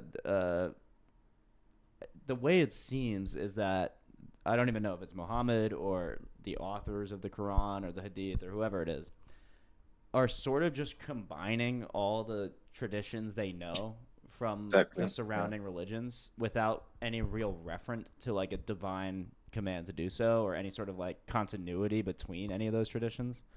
So you get like you get some stuff from, from the Torah and the Jewish tradition, and then you get some stuff from Christianity, and you get some stuff from the pagan like Baal worship in the region, and then you get some stuff from like apocryphal Gnostic. He was a trader, wasn't he? What's that? He was a trader, so he lived along the trade route, so he had contact with so many different people. Yeah, I think he did. I think he just sort of like collected these stories. Yeah, that's what it seems like, and he kind of just like put them all together. And then of course when you do that, there's going to be crazy inconsistencies, and you're going to get stuff like him calling Jesus the Word of God, but not really knowing what that means and the implication of that. And then it shows up in the Quran, and suddenly, like, this is a huge theological problem for them, I would imagine. I don't know. I don't actually know how they would justify that, or like how they would explain that in their tradition. They say that it's the most ridiculous thing, but this is what I've been told. Yeah. They say that he's the Word of God because Allah spoke him into existence. Well, obviously the question after that is, well, why is Didn't Allah speak nobody else everyone called the into Word of God? existence? Wait, sorry. Exactly. Yeah, so why isn't everybody else the Word of God? Exactly. Yeah. Wow. Well, and they say, because he was a special prophet in turning the Jews back to the one true God, and then obviously it's just... Yeah. It's like, they are, then maybe we should listen to him. If he was doing that, then maybe we should They put in actually all these listen like to crazy things, and it's like, how do you even attack it? Because you just said 5 nuts things that I don't even know how to contend with you. Right. Welcome to my world, brother. Lord have mercy. Well, thank you, Numenon. That's a really interesting comparison right there. What I've always wondered, right? What do women get in Islamic heaven? I've never... Yeah, that's a good question, actually. One Muslim told me that they get to be white. They get to be white? Yeah. Well, my confusion is they get to live in how do Orange they get County. so many virgins? Muslim heaven for women as they live in Orange County. Because there needs to be like 14 women. How many virgins do they get when they go to heaven? 11 or 14? I can't remember. So Christian Prince went through this the other day, and I was watching him discuss with a nice. Muslim. So so there's 72 huris, or so whatever they're called, virgins. Yeah, something like this, and spirit virgin thing. But the 72 virgins have 12 maids, and each of those 12 maids also have 12 maids, and you've got to work your way through them all. What the? And then he calculated the amount of years, because each orgasm is like 70 days long or something like that. Oh my. Yeah, he was going through the hadiths, and it's mental. That is It crazy. takes you about 300 years to get through the lot. I gotta watch that Christian Prince. It's just a video. self-serving religion at the end of the day. Yeah. But here's the thing as well, is that like, if you get 72 virgins, right? Presumably, like Allah is just creating these either out of nothing, or you really think that there are 72 virgins per dead Muslim man. Right. Yeah. That goes to heaven. Either way, I mean, and even theologically, like you said, it's self-serving, but it's also so like carnal. It's like of the flesh, but this is supposed to be heaven. So you would think. I mean, well, of course, the Lord Jesus Christ tells us what it'll be like in heaven. More, I think, much more beautifully. It will be like the angels not having sort of husbands and wives in that way, but I focusing think on they still worshiping get, God, judging by the which would internet. make sense. What's that? Yeah. They still get their husband apparently, but they have to share them with the 72 virgin. But then you don't get 72 virgins. Re-virginized by them. Well, No, yeah. the woman doesn't. The man does. I mean, it's just so. I don't think the woman would want 72 male virgins. I don't. I think that. To be fair, yeah. Go ahead. This hadith about the 72 virgins is they consider it weak. Yeah. So yeah, most I've heard that Muslims as wouldn't well. follow that hadith. I've heard that as well. But Samson Moon will point There's out. different schools of Islam. So each Muslim will have their own school, but then a lot of the time they get really shifty with it, really snaky, and they'll kind of go, "Oh, I don't follow any tradition," but they do. They just don't want to tell you because if they tell you, then you'll know which books to criticize them on, right? But they can always be a bit shifty and snaky and go, "Oh, I don't believe that hadith. I believe this one." You know? Right. Takia. And because obviously the Quran is so short, it's kind of hard to pin them down on anything specific. Yeah. Did Muhammad say most of the women will end up in hell anyway? Yeah, he did. I mean, because they're half brain. Wait, but I mean that's not exactly irrational in your worldview either, because half the people will probably end up in heaven or in hell. Well, we don't know. We don't know who's gonna end up anywhere. Well, I mean, would you if you were to bet fucking money, like how many people are in hell versus heaven? Is one skewed the other way? Like, we really don't know. I really don't know. I'm not saying if you know or not, but if you were to bet even if I money. was trying to be like not just whatever toe the orthodox line, like dead honest, I genuinely have no idea on a personal level. All I'm saying is, bro, there's a reason that we don't leave our doors unlocked, and that's because most people are robbed. Well, we were actually just learning about Saint Moses the Black. Saint Moses the Black. Yes, or the Ethiopian. Like Gandalf the White. Like what? A little bit. Yeah, kinda. But he was a horrific gang leader, criminal in like I want to say it was the 4th century, and completely turned his life around and became a saint in the church. I know a gang fella from England, man. He fucking he goes around evicting. He's not really a gang member. He works in law, but he used to be one, and he goes around evicting people who need to be removed, and he makes money off of that. No one wants to do that job, Yeah, no, fair enough. Newman says Nabi Asli has great animated videos on all these. Most people who are burning were women, according to Muhammad. Also, I think he used circular reasoning to prove that. Interesting. I mean, I'm sure. But Did you ever figure out what was happening with your mic, by the way, yesterday? When it was I really don't know. When at the end of the first stream, when it was like just cutting out randomly. It was cutting out randomly. I really have no idea. And then what happened was we took like a 20-minute break, and then we came back, and it was just working perfectly. So I don't it's just one of those things. I don't presume to have any control over my technology. I'm so bad at it. It's fascinating. Okay, well, I think this has been a very productive and fun stream. I'm not sure. Is there anything else you guys want to bring up or talk about in the last maybe like 20 minutes or so? No, I'm about to hit the bed, I think. Yeah. One thing I did was kind of. I will say I fell onto your side of the board recently, Reese. My side of the board. Yeah, recently I brought up ChatGPT to just practice some debate against Tag. Oh yeah. It's so satisfying. Oh, because did you beat ChatGPT?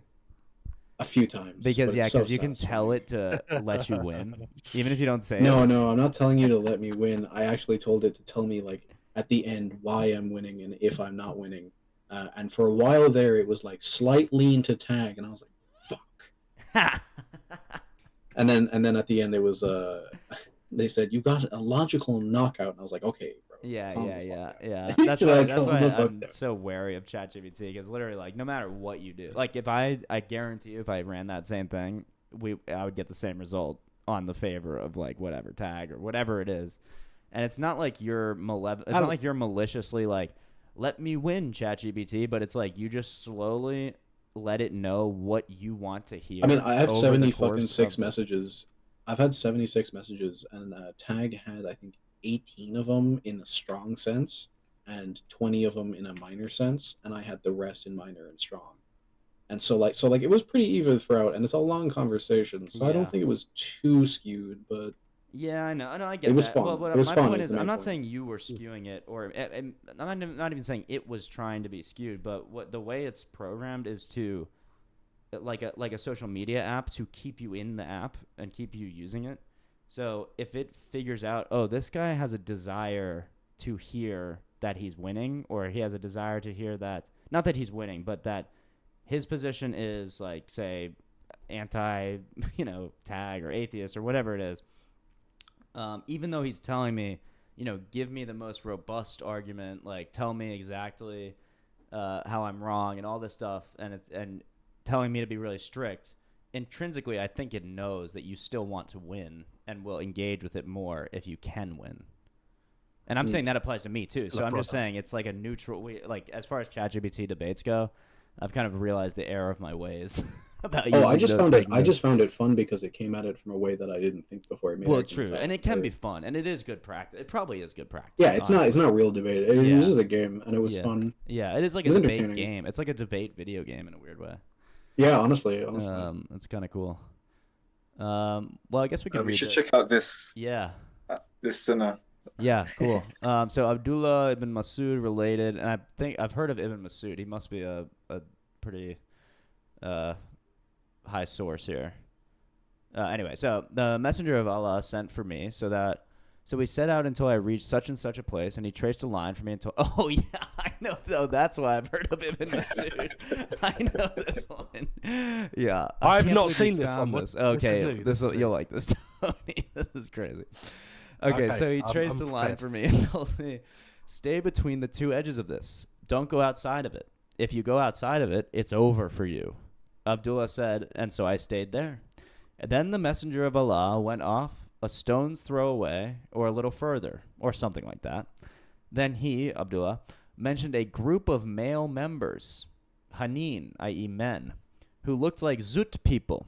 And there's some context there. Zut people are like large African men. Is what that means. Is what they called, like, people from, I don't know if they're from Ethiopia, or I don't know exactly where they're from, but anyway, so a bunch of large African men. This isn't the one where he rode them, did he? Or So Afan narrated, right. or something like what Afan said, Allah willing. They didn't have any clothes on, and I didn't see their genitals, and they were tall and scrawny. He, Abdullah said, and they came and started to ride the messenger of Allah. And the Prophet of Allah began to recite to them. Although this is probably a dubious translation, because Prophet of Allah is in the cup chair, bro, in the corner. And then they started to move closer and lean around me and get in my way, and I became intensely terrified of them. So I sat down, or something like that. Like, you can just imagine him telling that story. Why did he sat down? Yeah, and why is he sat down? What is he protecting by sitting What's down? he trying to protect? Yeah. And when the morning light broke, they began to go away, or something like that. Then the messenger of Allah came back, exhausted and in pain. Can you imagine if the Hadith said or something like that? Yeah. Oh, I think it. Well, I don't actually know how this works. There's no way. Probably not.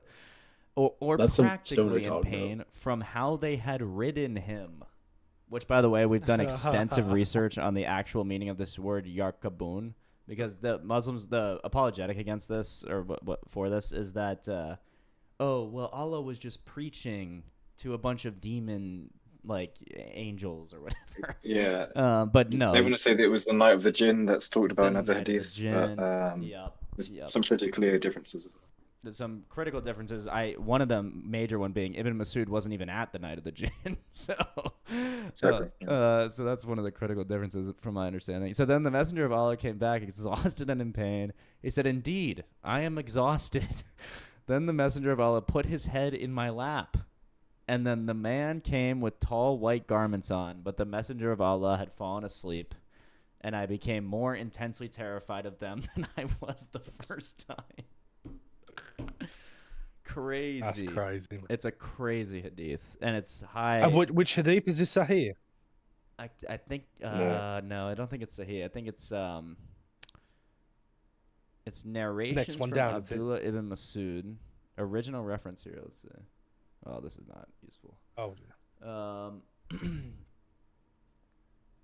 Related hadith. So that Is it tells us? I think it's Daif. Daif means pretty good. It's pretty good. So it's not like top quality hadith, but it's pretty reasonable to believe. I mean, I know that that Ibn Mas'ud is respected in terms of hadith. Again, even if you completely reject this hadith, completely, if you have to remember that these texts, they're quite difficult to preserve. It's not easy to preserve texts in the ancient world. True. They're basically making the paper is made of leaves, and it disintegrates quite quickly. You know, after 50 to 100 years, it'll be gone. Yeah. So you have to make copies and copies and copies to keep it alive all these centuries. Right. So, which means to make copies you need funding, because it's very expensive to have someone to write this by hand, this whole text. Yeah. You have to know how to read and write first. You have to have all the materials. So it's expensive. So there was someone throughout all of history, there was groups and groups of people paying for this text to be preserved, a lot of money for this text to be preserved about Muhammad being ridden along by big black men. And it's not exactly like polemical groups. That way. It's not like I feel like every stream is just becoming a Islamist shit stream. Yeah, no, that's a great. The last point. 3 weeks, bro. What's that? What'd you say, Infamous? I said the last 3 streams has been Islamist shit stream number 5. Well, I don't know. Sometimes we just get into that, but I'm not trying to be I'm not harsh. Listen, I know many Muslim people. I love Muslim many people black friends, in general. Well, I'm not saying I have Muslim friends, so it's cool. That's not what I'm saying. I'm saying, and they all have good hearts, and they're all beautiful people and have beautiful souls, right? But the thing is, they don't know about these hadiths. That's why they're Muslims. So they're good people in spite of this type of stuff, right? And it's not their fault. They don't know, right? So it is important to talk about this stuff to some extent. Whether I'm the most qualified or I should leave it to someone else, that's up for debate, of course.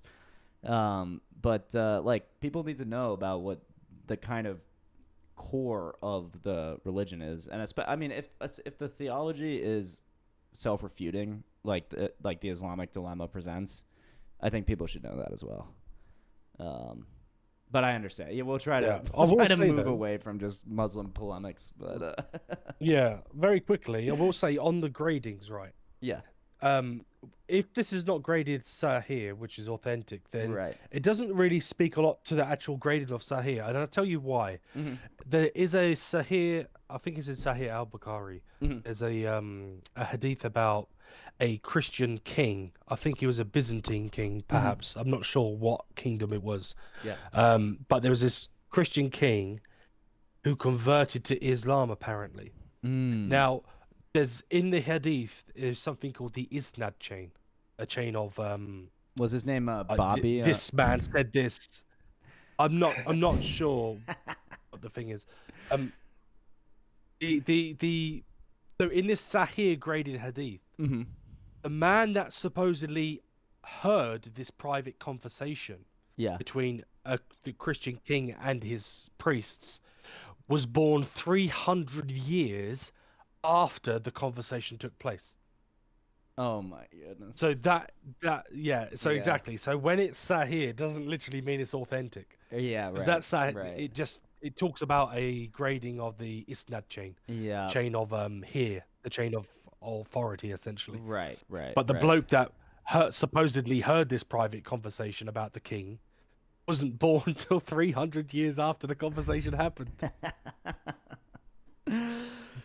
So how that got graded, I don't know. It's certainly problematic. Yeah, that's a good point. Well, thank you guys. This has been a fun stream. I'm gonna wrap it up. No worries. Really appreciate it. Really appreciate meeting you, Sean. And thank you, Tony, for letting Sean know about the stream and coming. And you're welcome back absolutely anytime you like, brother. Sure. All right. See you guys. Have a good one.